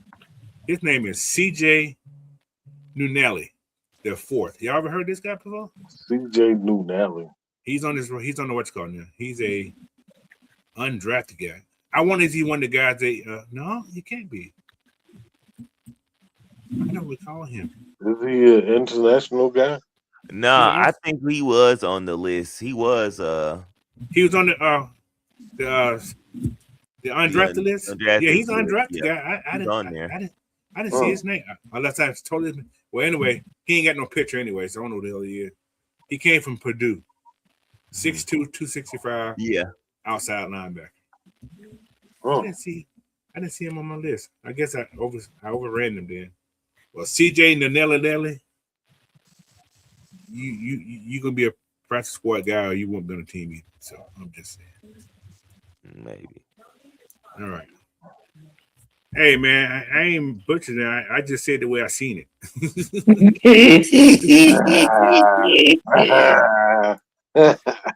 I am a brother, man. I am blood. Yeah. You know, we got names. We pronounce names the way we see them. Right or wrong? Am I right or wrong? Do we pronounce names the way we see it? That's what I do. You have to pronounce it like it's spelled. That's what I just did. Nunelli. That was a butchered Rocky Road right there. Yeah, exactly. But yeah, man, this roster, we got a lot of folks in this roster. And a lot of people can get cut. So, talking about cutting, I'm gonna give my 4 guys I see going. Cut it. Y'all ready for the... Say it again. He got the cutting.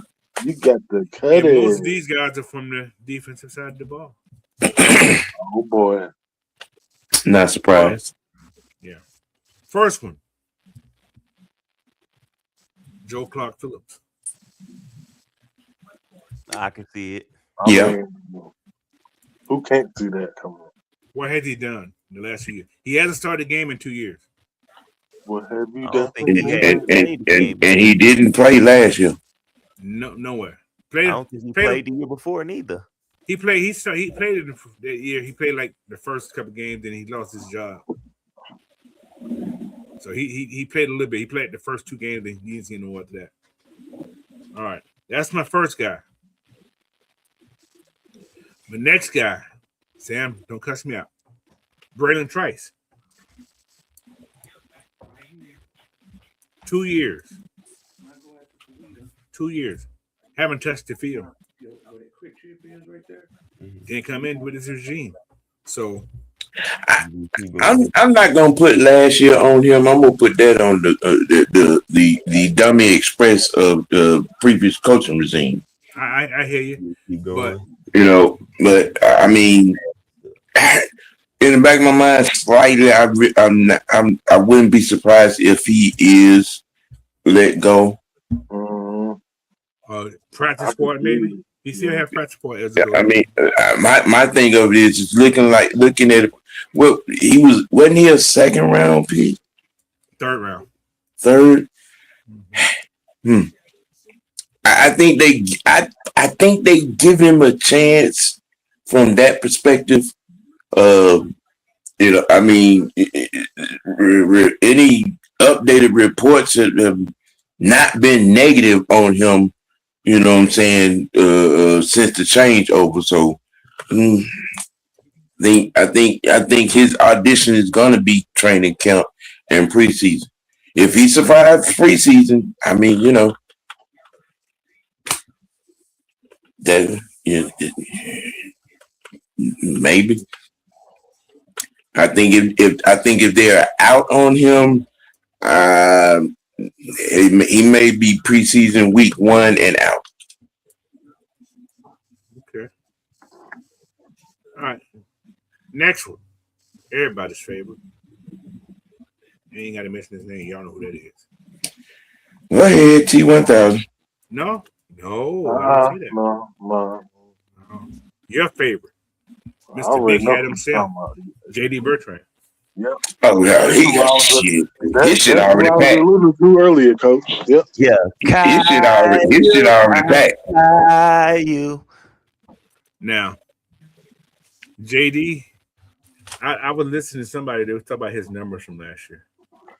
Got to cut it. Terrible, atrocious, It's terrible. It's terrible. Shit, all you gotta do is look at his film package to know his shit is already packed. You just gotta look at one game, Miami. Oh my god. All the game shit. All his game was Oh terrible. my god. Miami was abusing that man. They was literally going after him. Yeah, literally. Whether it was running or passing, you are the weakest link.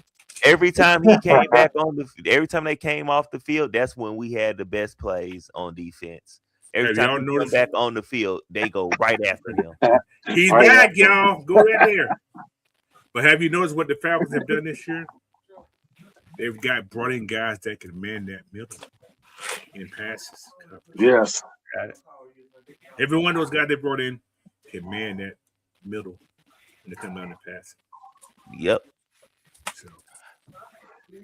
So JD, Mm-hmm. sayonara. I think that's the right word to use. But bye. Sayonara, sucker. So in my last guy, this on the offensive side though. Casey Washington. Yeah. Mm-hmm. You could throw CJ Henderson in there too. Cut his ass too. I'm gonna do the cornerback by himself. That's a whole nother ballpark right there. The cornerback though. So what all those guys that I just named, most of them have in common? They barely even played or shown anything. What else? They're not from this regime. That's true. I'm gonna give you another. They always drafted in 24. Mm. Who else did we let go this early in the year? Who would he trade for the first time? Rook.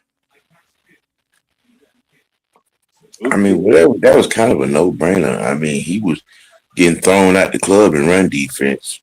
Shit. So Right. we can say that 24. That 24 class was almost like ass. Can we say that? Dirty nuts. Yeah. Dirty nuts. What the? God damn.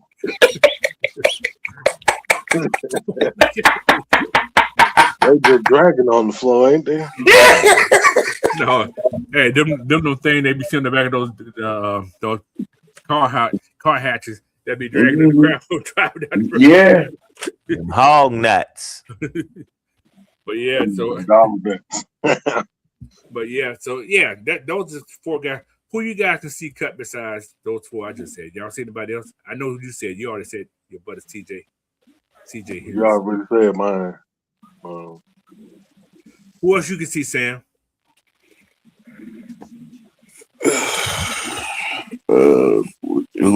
For getting cut.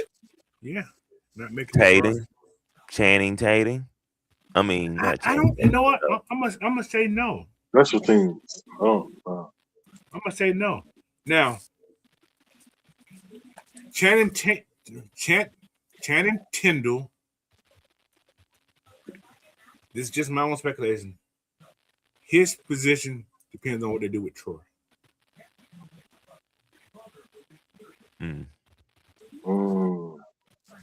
His position depends on what they do with Troy. So he got a potential of getting cut then. He has the potential of getting cut. He has the potential of getting cut. I hate to say that. Kobe Bryant. Kobe? I don't think so. I think Kobe has an inside track. I mean, they threw him to the Wolves last year. Kobe's on jump Clark Phillips here. He responded. Yes, I agree. I mean, I don't want that to happen. I want to keep Kobe. Let's make that. I think Kobe stays. I think Kobe has an inside track to earn to have a deal on the 53. I do too. I see. He's gonna take Clark Phillips' spot. Right. A surprise cut. Go ahead. That could be him. I think he'll be a surprise cut if that happens. Who, Kobe? Yeah. How do y'all feel Darnell Holmes gonna fit in? I think he's just a camp body. He can probably be cut. Practice squad. I don't think he's eligible no more. Ain't he a little older? Is he? I'm not sure. I don't know how old he is. Let me see. He's 27. No, he still can go. He only been in the league, what, 26 years? Well, maybe not. I think he has passed his what's called.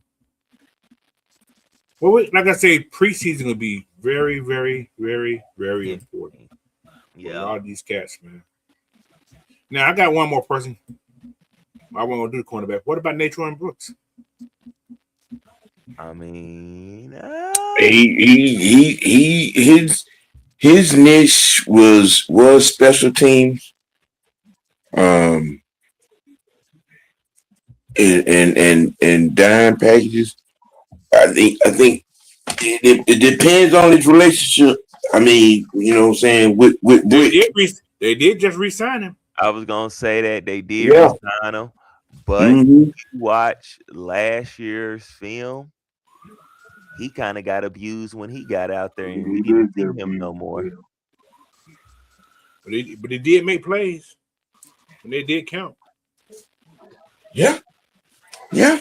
So it's one of those, damn if you do, damn if you don't. New regime, new everything. But he's familiar with Brick's defense though. So that is true. Yeah, he is familiar. I think with the pieces we got, he'll probably be the last guy to make it. Yeah, he might be the last guy making it.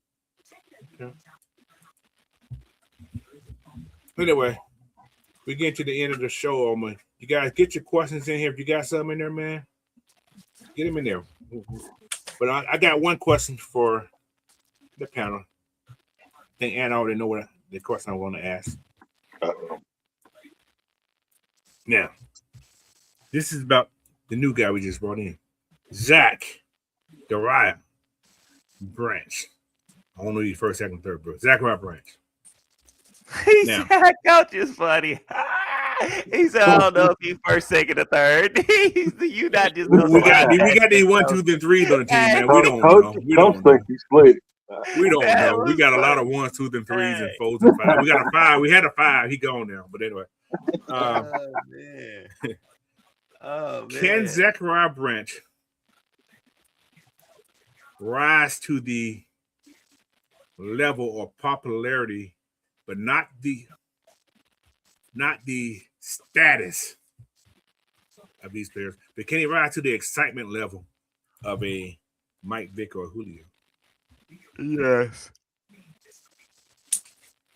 Give me your thoughts, chat. Can he rise to that type of energy level to have that excitement level of those guys? You know how excitement Michael Vick was. We know that when Mike Vick got the ball, it was like a ooh moment. When Julio caught the ball, it's a ooh moment. When Zach catch the ball, are we gonna still have that ooh moment? Like a Bijan level. I think we will, for the simple fact he got the Georgia star power behind him because he Good went point. there. So those fans are already going to cheer just him making a play, just catching a regular pass. Him catching, they gonna hype it I up agree. I already. agree. I Come agree. on. This is gonna be off rip. Cause I ain't gonna lie, I am. Oh, you see that? He gonna catch a 2-yard pass. I'm like, yeah, that's him. Yeah. Him. I'm gonna hype it up. Hey, as long as he don't go off the field as he catch the ball and talk about next play. Yeah. As long as he don't do that. Yeah. But I think he does. I think my excitement is gonna more so for me personally. I think my excitement is gonna come from seeing him run all the routes versus just seeing him run the bubbles and stuff like that. Like I didn't see you do that. Now I want to see you do the USC thing they had you at USC. Yeah, when you was running real routes and stuff. Yeah. So they had him running real routes at USC. So not just gadget routes. Yes. Yeah, I'm ready to see that part. Bring it back to the bottom of the map. Sure. I think he can definitely, especially if we keep him for long term and we re-sign him. Yeah. I didn't know the kid won a junior Olympic track thing. I didn't know he won it. He's been fast all his life. Yeah, that boy fast. All his life. You right, Southside Show is best 3-yard curl he ever had. Yeah. Cooked you on it too. He gonna listen. It's gonna be so exciting seeing him and Bijan just test the ball like, oh man, woof. So Atlanta Falcons are gonna become that team that everybody gonna be playing on Madden. Oh yeah. They're definitely fit to become a big Madden team. So he's gonna be a better version of Tyler Gabriel. A better version of Tyler. Taylor. He's gonna be a better version of Taylor Gabriel. He's a better route runner. He's that.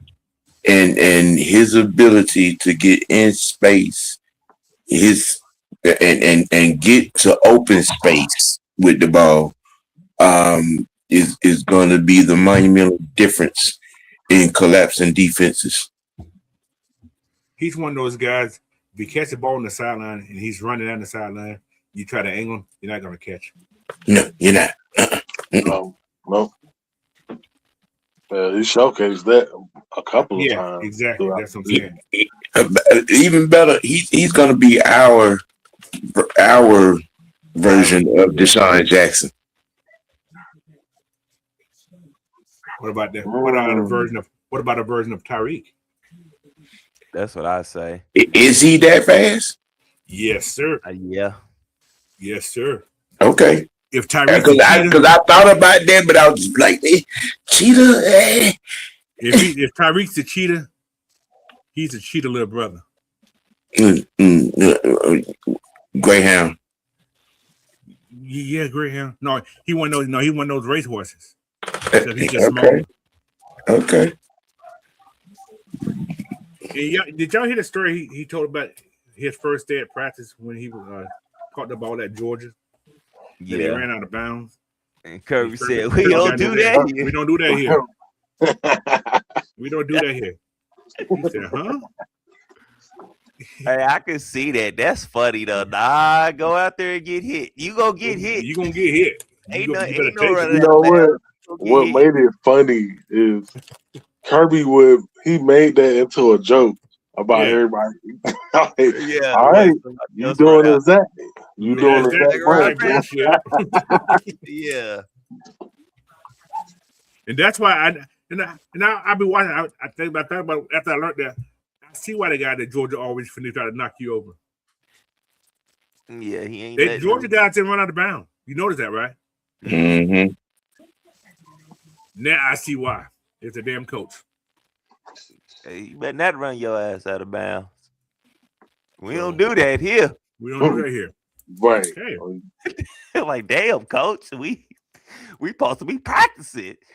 Nah, get your head. Georgia practices the game.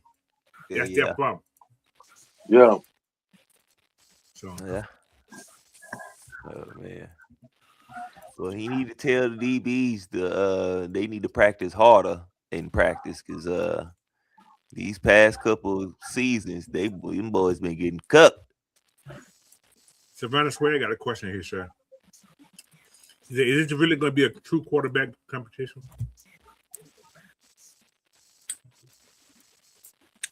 I don't think so. I think they have a plan.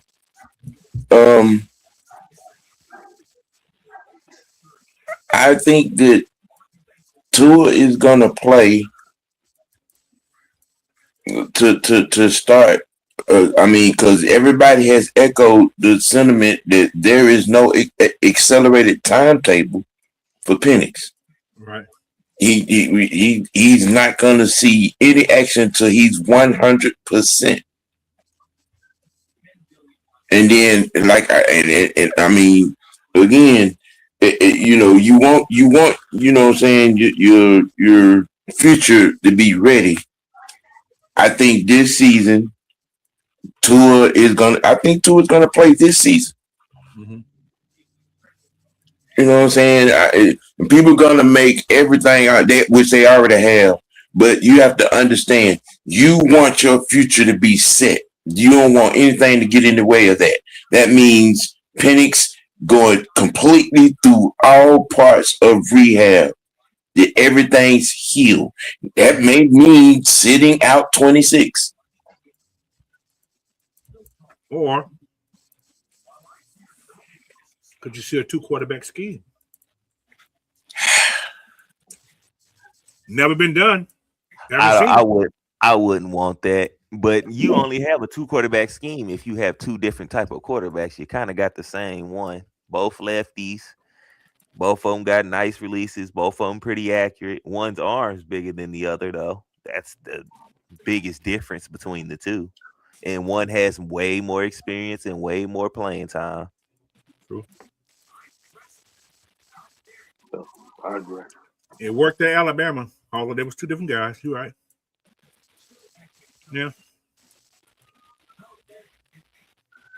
So, but it, unlike the past you've seen, when Kirk was struggling, they never did put Penix in. You remember? You know what I'm saying? So, if a quarterback's struggling, you have a backup plan on the bench. Come on, man, go take over. They learning the same thing. Like you said, they're the same quarterbacks. Possibility. It's just a possibility. I can see it. I can see it happening. If somebody's struggling, man, go relieve him. Mm-hmm. It's like a baseball game. Go to the bullpen. You go finish this game out. So, never seen it before in professional, but you never not try nothing. You never know how it works. So that's just my point. I mean, you brought in a competent backup in Trevor Siemian. That's true. And I'm just saying, you complete your quarterback room. You have a backup for the backup. You have a backup plan for the backup plan. True. You're right. Let's see. I mean, I think Penix is our future going forward. And I think in order for that future to happen, he has to get completely healthy, all the way healed. And I think that means Tua playing this season. You know what I found out also about Penix? Mm-hmm. What they did in this surgery, this I don't know how true this is, but somebody say they would just clean up the stuff that Washington and those guys didn't do. That I mean, which could have been a absolute fact. It wasn't a complete tear. It was more like a cleanup, a fully repair. Mm-hmm. Because you're not squatting after having a knee thing. You understand what I'm saying? You're not. He was already squatting. So it could, yeah. I don't know where that's going. Why they brought Tua in? Smart move, because like I said, it's a competent backup. However the way they go. So, but yeah, it's going to be a very. I don't think you bring a tour in if you're leaning on Penix to what I'm saying to play this season. Right. I personally, I think you with the Tua thing, it's not a bad move, regardless of the fact if you was thinking of bringing him in, because you was going to need a competent backup, regardless of the fact, because you was letting Kirk Cousins go, and Tua wasn't going to cost you nothing. $1.3 million. You can't pass that up if you have the opportunity. Yeah. So with that being said, it doesn't hurt you if you wanted to play Penix. About me personally, I would rather just wait to see when he's ever healthy. Whenever he's healthy, then you let him compete. Until then, let him sit down. He'll be able to sit back and see how the offense is supposed to be ran. And not only that, Tua has already mentioned, and this came out of his mouth himself, he's okay with mentoring. Yeah. So right. That's something else. Because you have everything that Penix didn't have last season, from staff to the quarterback room. You have, a competent quarterback coach in Pelt. Callahan, who's been a head coach, who's been an offensive coordinator, who's, it could help guide you from an offensive line perspective. And you have a veteran quarterback that is willing to help you, along with the guy El Presidente. Yeah. It's gonna be interesting. It's gonna be great. Mm-hmm. So being the mentor, like now, not the Falcons. Let's go to how the hell Kirk going to mentor the number 1 draft pick?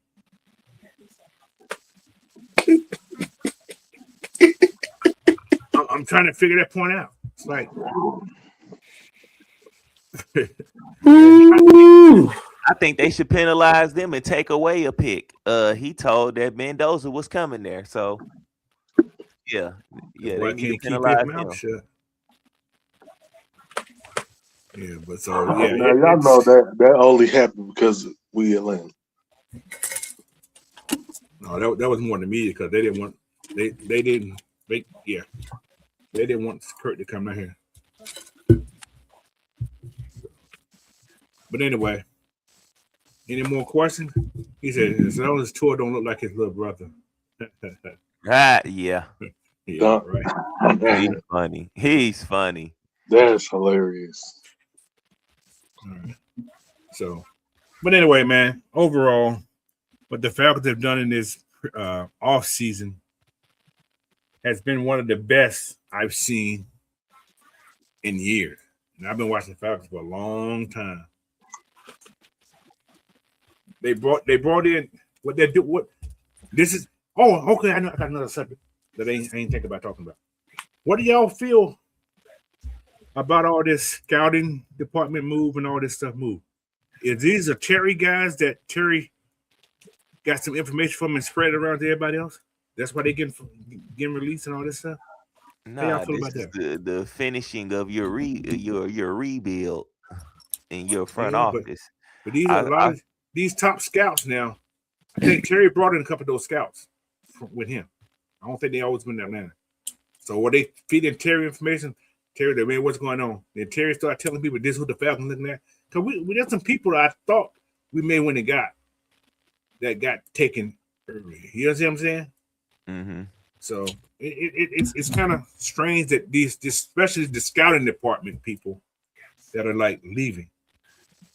No, I don't think that. Me personally, I think these were people that was already supposed to be in the building, but since they were somewhere else and they was already in the midst of doing their job, like scouting for the other teams and stuff like that. Okay, I get that. They came after the draft. Gotcha. And stuff like that. You know, they all have worked with Ian. That's the thing. Yeah. So I think Ian was already in talks, and they was already they was already in the middle of off season pretty much. Okay. Because you remember how long it took us to hire in and Right. stuff like Gotcha. that for him to do all that. So Okay. I see everybody's it. already in a off-season plans. So now that pretty much the off-season ended with the front office, kind of in a sense, now those people can make their moves in daily rounds again. And it's back to like the off season for the players and coaches pretty much now. Right. Okay. I get that now. As I think about it, yeah. They was in the middle of the West Coast. Okay. I get that. So you know what's kind of funny? I wonder, are those guys going up there with the coach who just got hired? No, he's a DC. Did he get a full-time job? No, he got a DC job. Okay, never mind. But anyway, homie the clown ain't got no power to hire nobody like that in no front office. Yeah. But Matt Ryan, man, he's changed his whole front office and everything. Yep, that's good. El Presidente. Get that Rich McKay stank up out of here. That's what OG True say. That stench up out of here, man. Come on, man. Falcons make the playoff. Ian Cunningham will get exec of the year. Yeah, I can.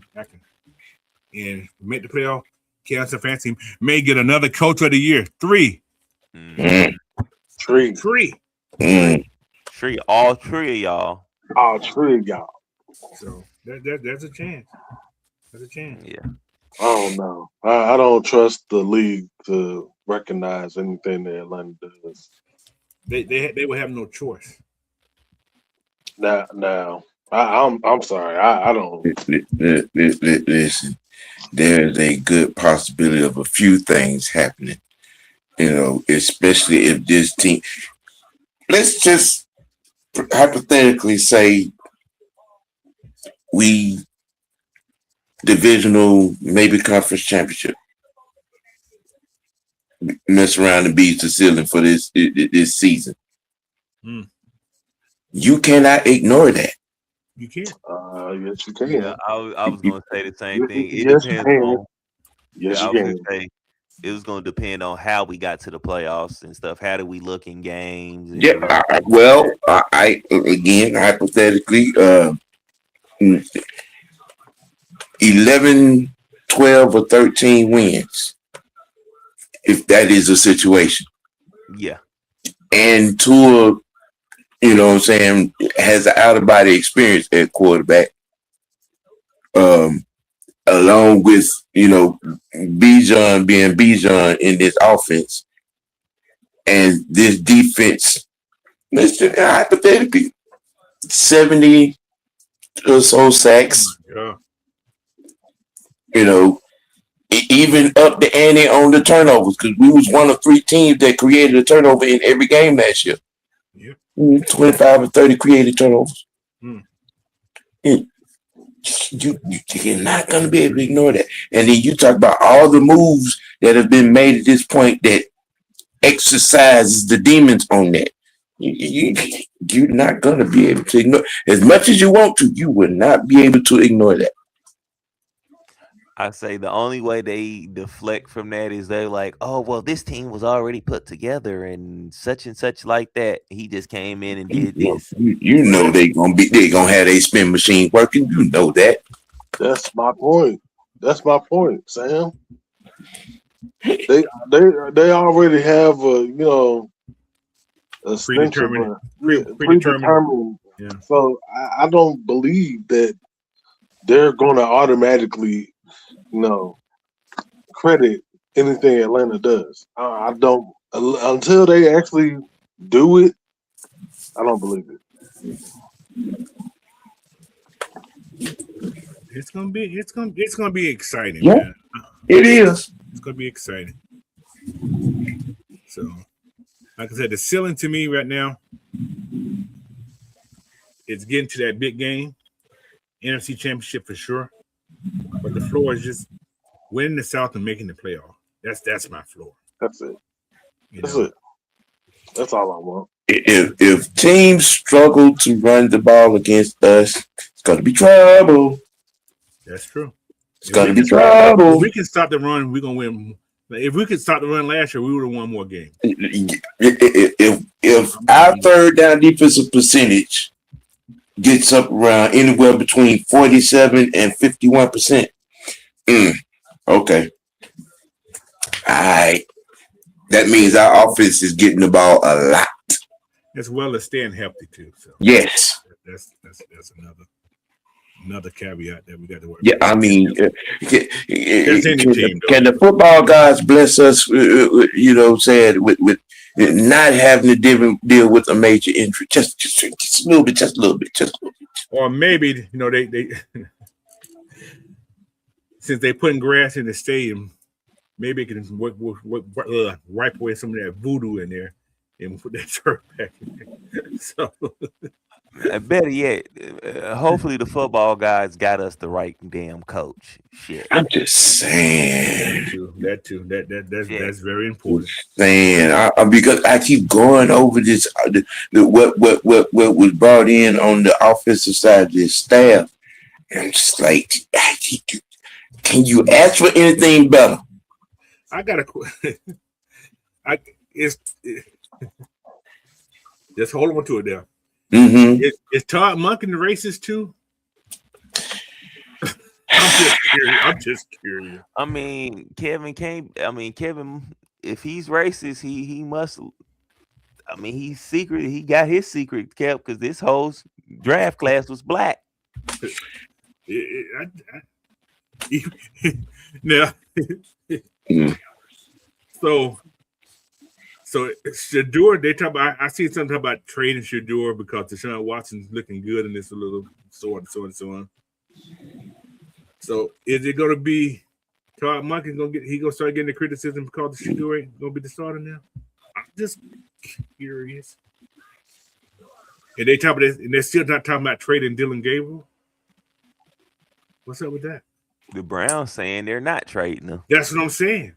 So did that make the new head coach racist too? I don't understand how. I understood asking. So I don't understand it. I mean, his quarterback room don't got no parts of it white.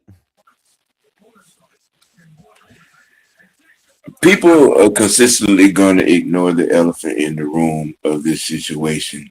I was just wondering. Shador is getting the negativity he's getting because of who his daddy is. A lot of people in a lot of places have hated that man who is his father for many a fucking moon.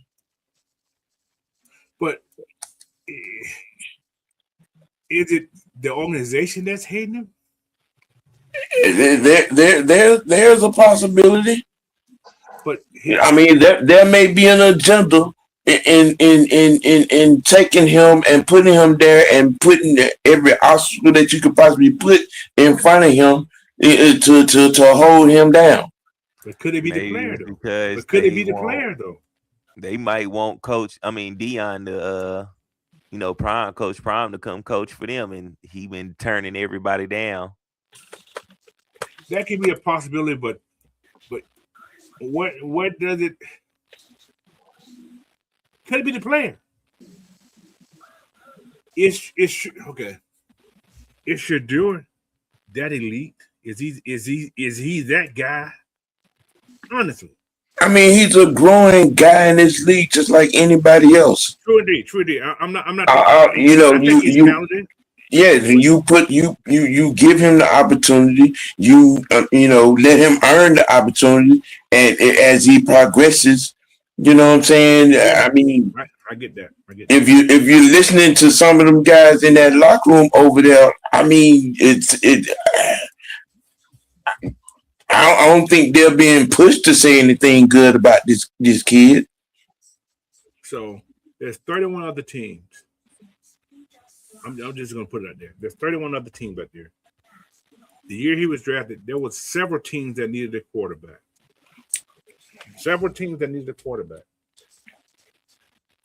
Did he do enough on tape? Did he do enough on tape? Not because who his daddy is, or that he had Travis Hunter. I'm gonna put it out there. that he was that much better than all the quarterbacks that was out there? He was consistent from Jackson State to Colorado. He was consistent as a quarterback.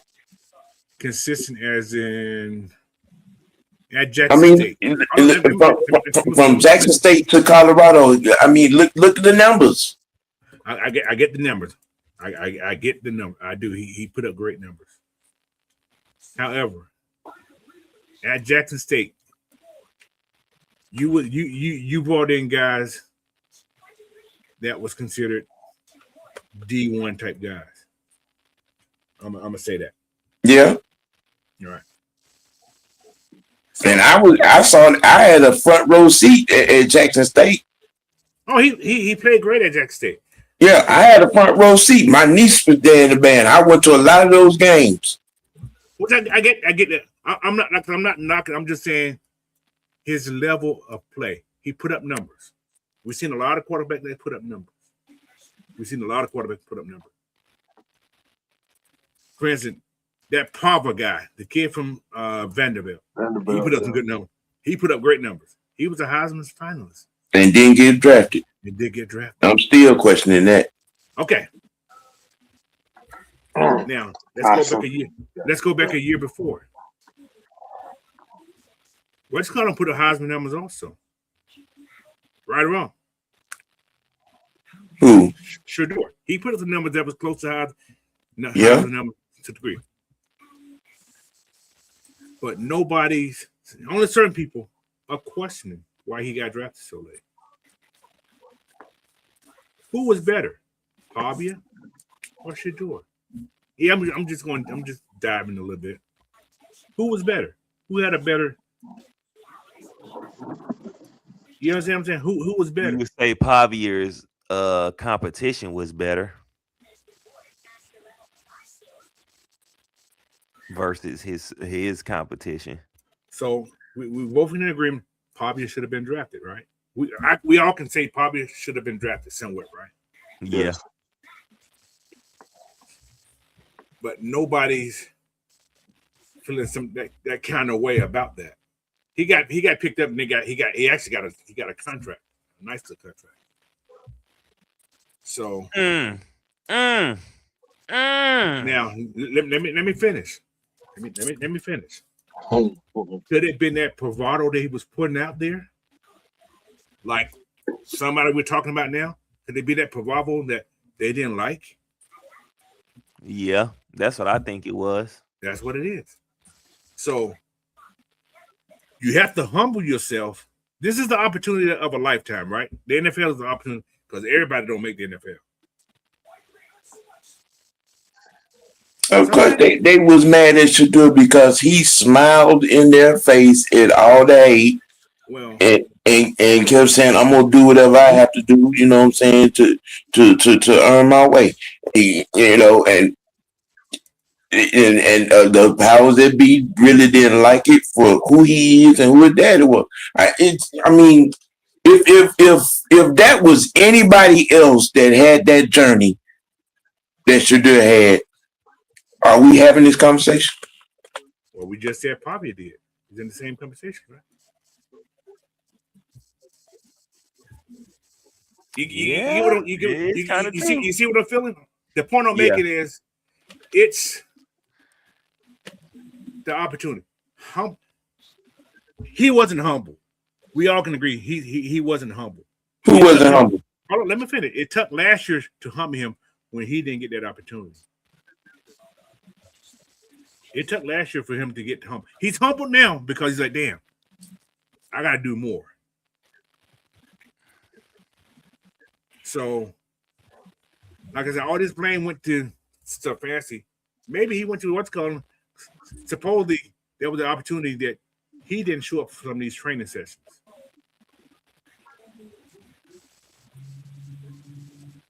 When you're stepping into a new position, you gotta go kiss a little booty sometime, right or wrong.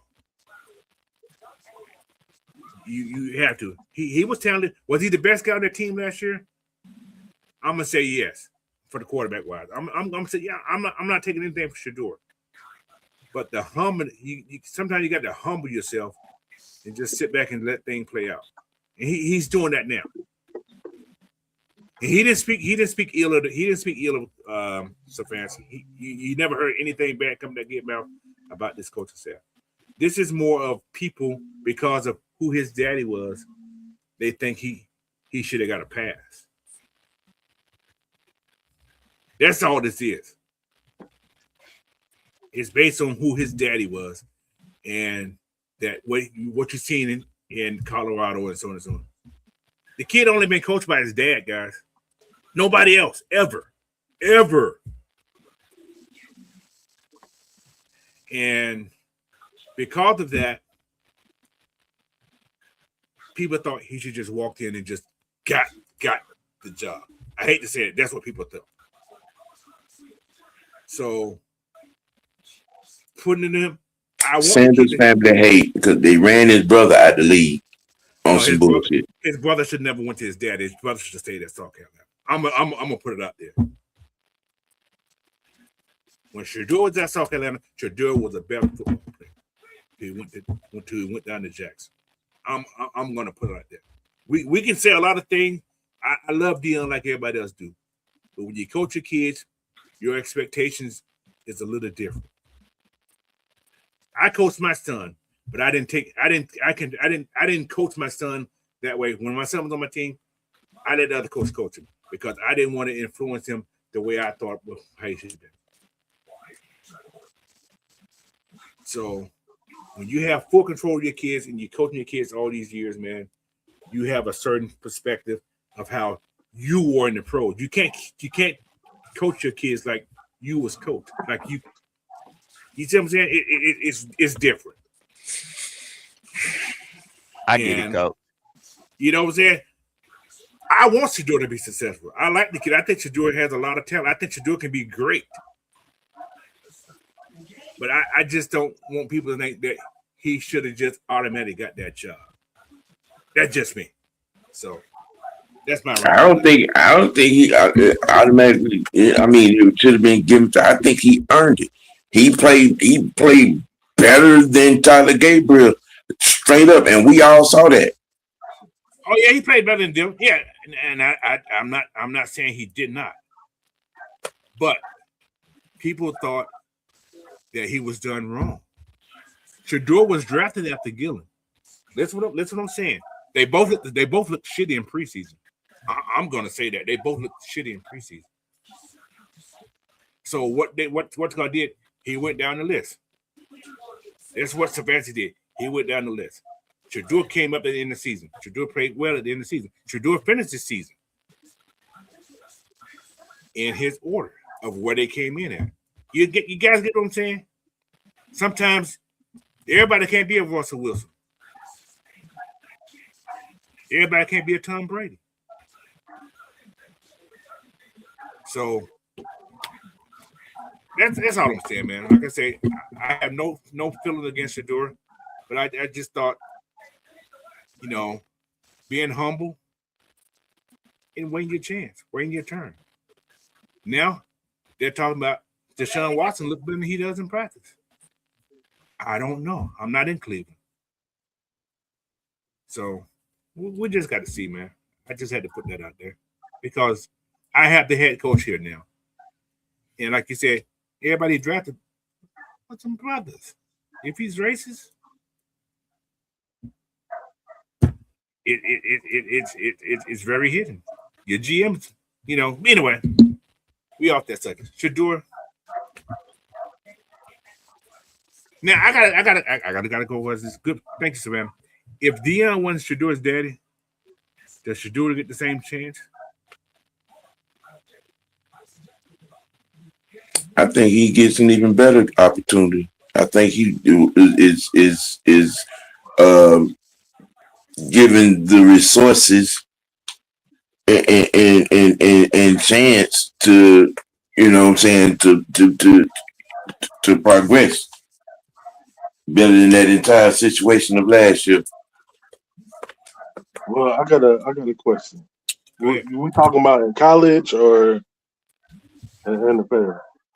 In college. Okay, so does he go the same route that he did go to Jackson State and then Colorado. Was Shador a highly recruited player?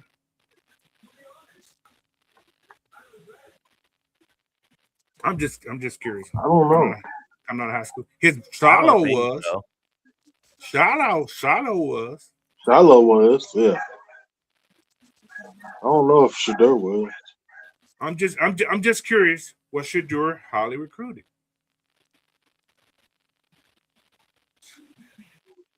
So his path was driven by what? His daddy's success. I'm not saying it's true. I don't know. I don't know how his recruiting world was. Because Dion left the high school that he built and so on and so on to go coach at Jackson State. So it's a lot of stuff. Like I said, I think Shiloh could have probably been a good quarterback. Just imagine Shiloh wasn't coached by his dad. So it's different scenario, man. I see things different.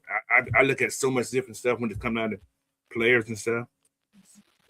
So anyway, any more questions? I'm through talking about Shiloh, about Shador. Go ahead, Sam.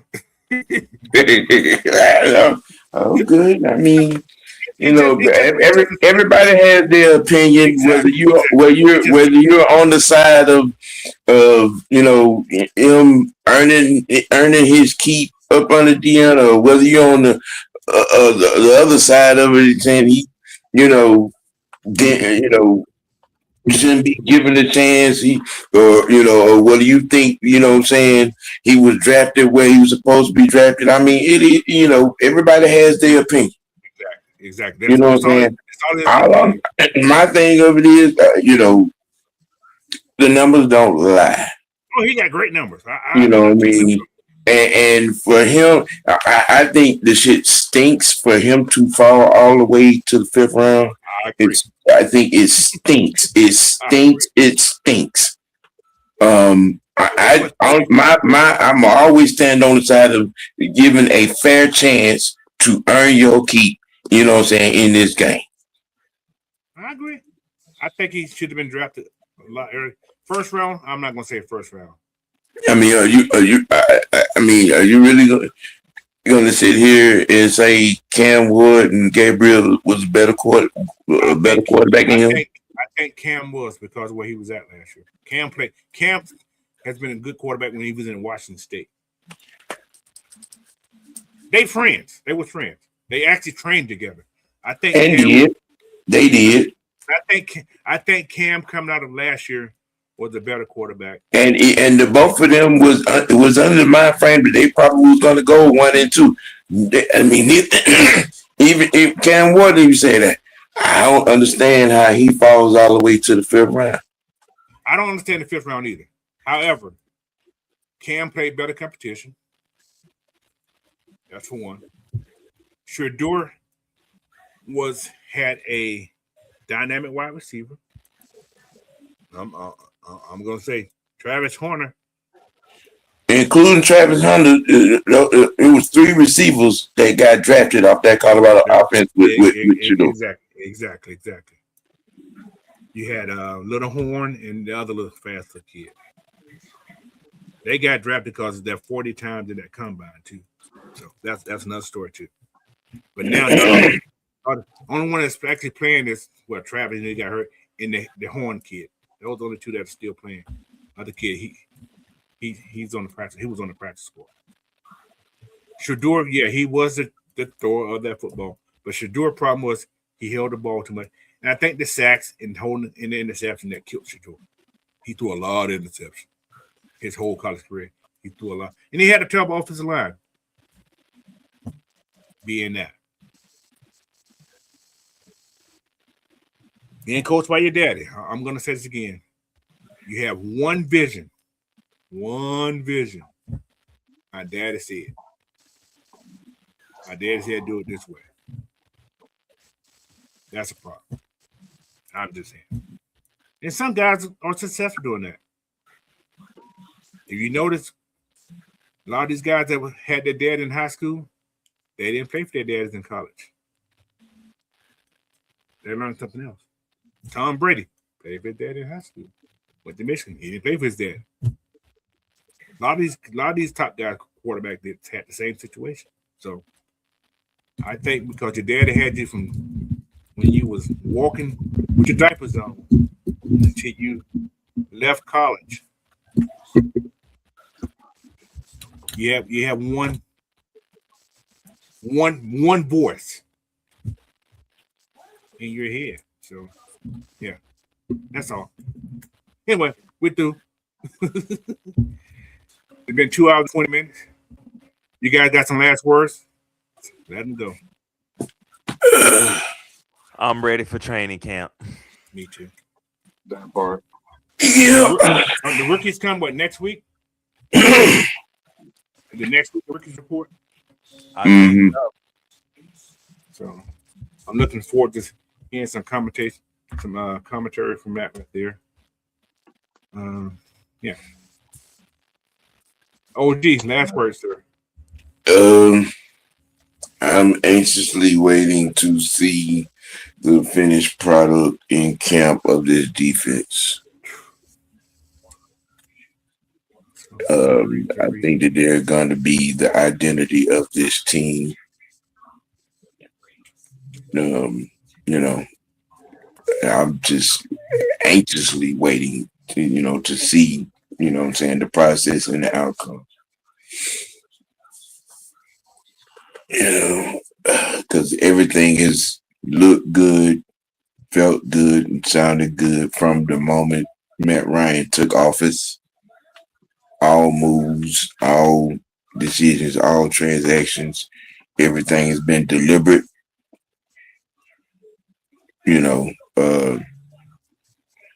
It's just a different feel to actually see our organization making professional type moves. Looking competent. Yes.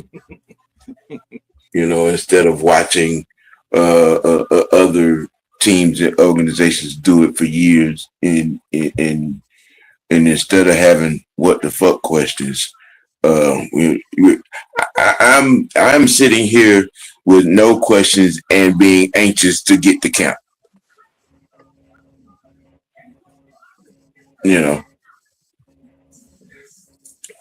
But other than that, man, y'all, Braves fans, pull up tonight. Miss White Network, watch live against the Rockies. That's what I'm doing this evening, tonight. The Braves, the cardiac comeback. I got told Aunt earlier today. I said I turned the game off because I'm so damn pissed off they lose. I was like, every game I've done that, some bees don't came back and won the game. So I'm like, why says, I told you don't turn the team. She said, don't turn it off yet. I said, no, I'm gonna go watch the comedy now. So they pissing me off. But yeah. Fresh. Yes, sir. Last word, sir. Yeah, I'm ready. Like I said, I'm ready to get to training camp. I'm ready for this to see this product on the field moving around in that red and black. Preseason is gonna be a big thing. I want to see how they handle preseason. Is they gonna have some of the starters playing? How much are they gonna let the rookies play? Stuff like that. We've been having a thing about that these last few seasons. That's 6 years. Yeah. So other than that, I have some anime content out later on today. And some UFL football content out today too. Oh my God, that's I'm actually watching the game right now. Who's playing today? The Renegades, Dallas, and DC. It's not close. Yeah, that should be a good game. No, it's not. DC is stopping their ass. It's 24-0 at halftime.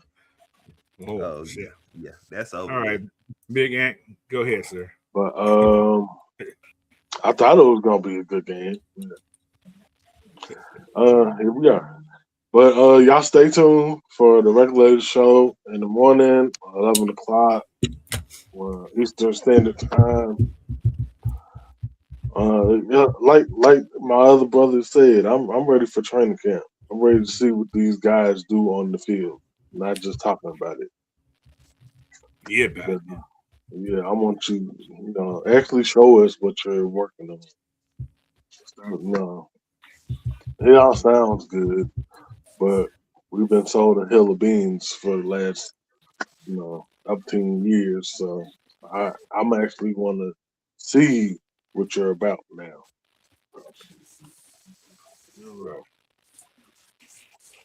Anyway, Mucho, my favorite draft person in this class. I don't know. I really don't know. I don't. I like all the guys they picked this year. I don't actually have a favorite. Everybody gonna say Branch is natural because he's a Georgia player. So I can't say he's my favorite. He's a Georgia player. So anyway, but hey man, thank you everybody for coming on this morning. Yeah. Chat everybody. Like I say, No problem. I had a vent because yeah, I've been hearing all this crazy stuff. But anyway, that's just me. But y'all have a great rest of y'all Saturday, man, because I gotta go get some shoes. I need some shoes. Right. I'm supposed to take me Until a nap. then, you go take a nap. That do sound good too, Fred. That's wrong. Take me in that.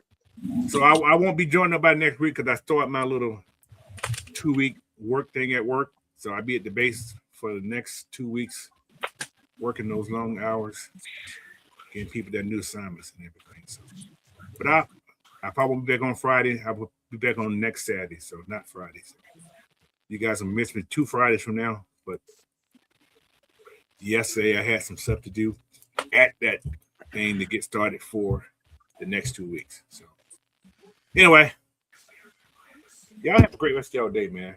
I ain't got no closing words. So Yeah. I can't. I'm trying to get one like Sam. Make this day be your best day, whatever he was saying. Yeah. Hey man, Y'all we have a just great keep rest. Y'all have a great rest of y'all day. That's Sam word. I can't use it. Sam got that on lock. I can't use that. And Sam, I can't remember. I heard somebody saying that the other day. I was like, y'all don't stole that man word. So, but anyway, I got to find out where I heard that at the other day. I said, damn, I don't heard that before. Is that the same person that said it? But anyway, y'all have a great y'all day, man. Enjoy the rest of y'all Saturday. Be safe out there. A lot of stuff going on in this world, man. Y'all just be safe. Just be safe. Peace. Peace.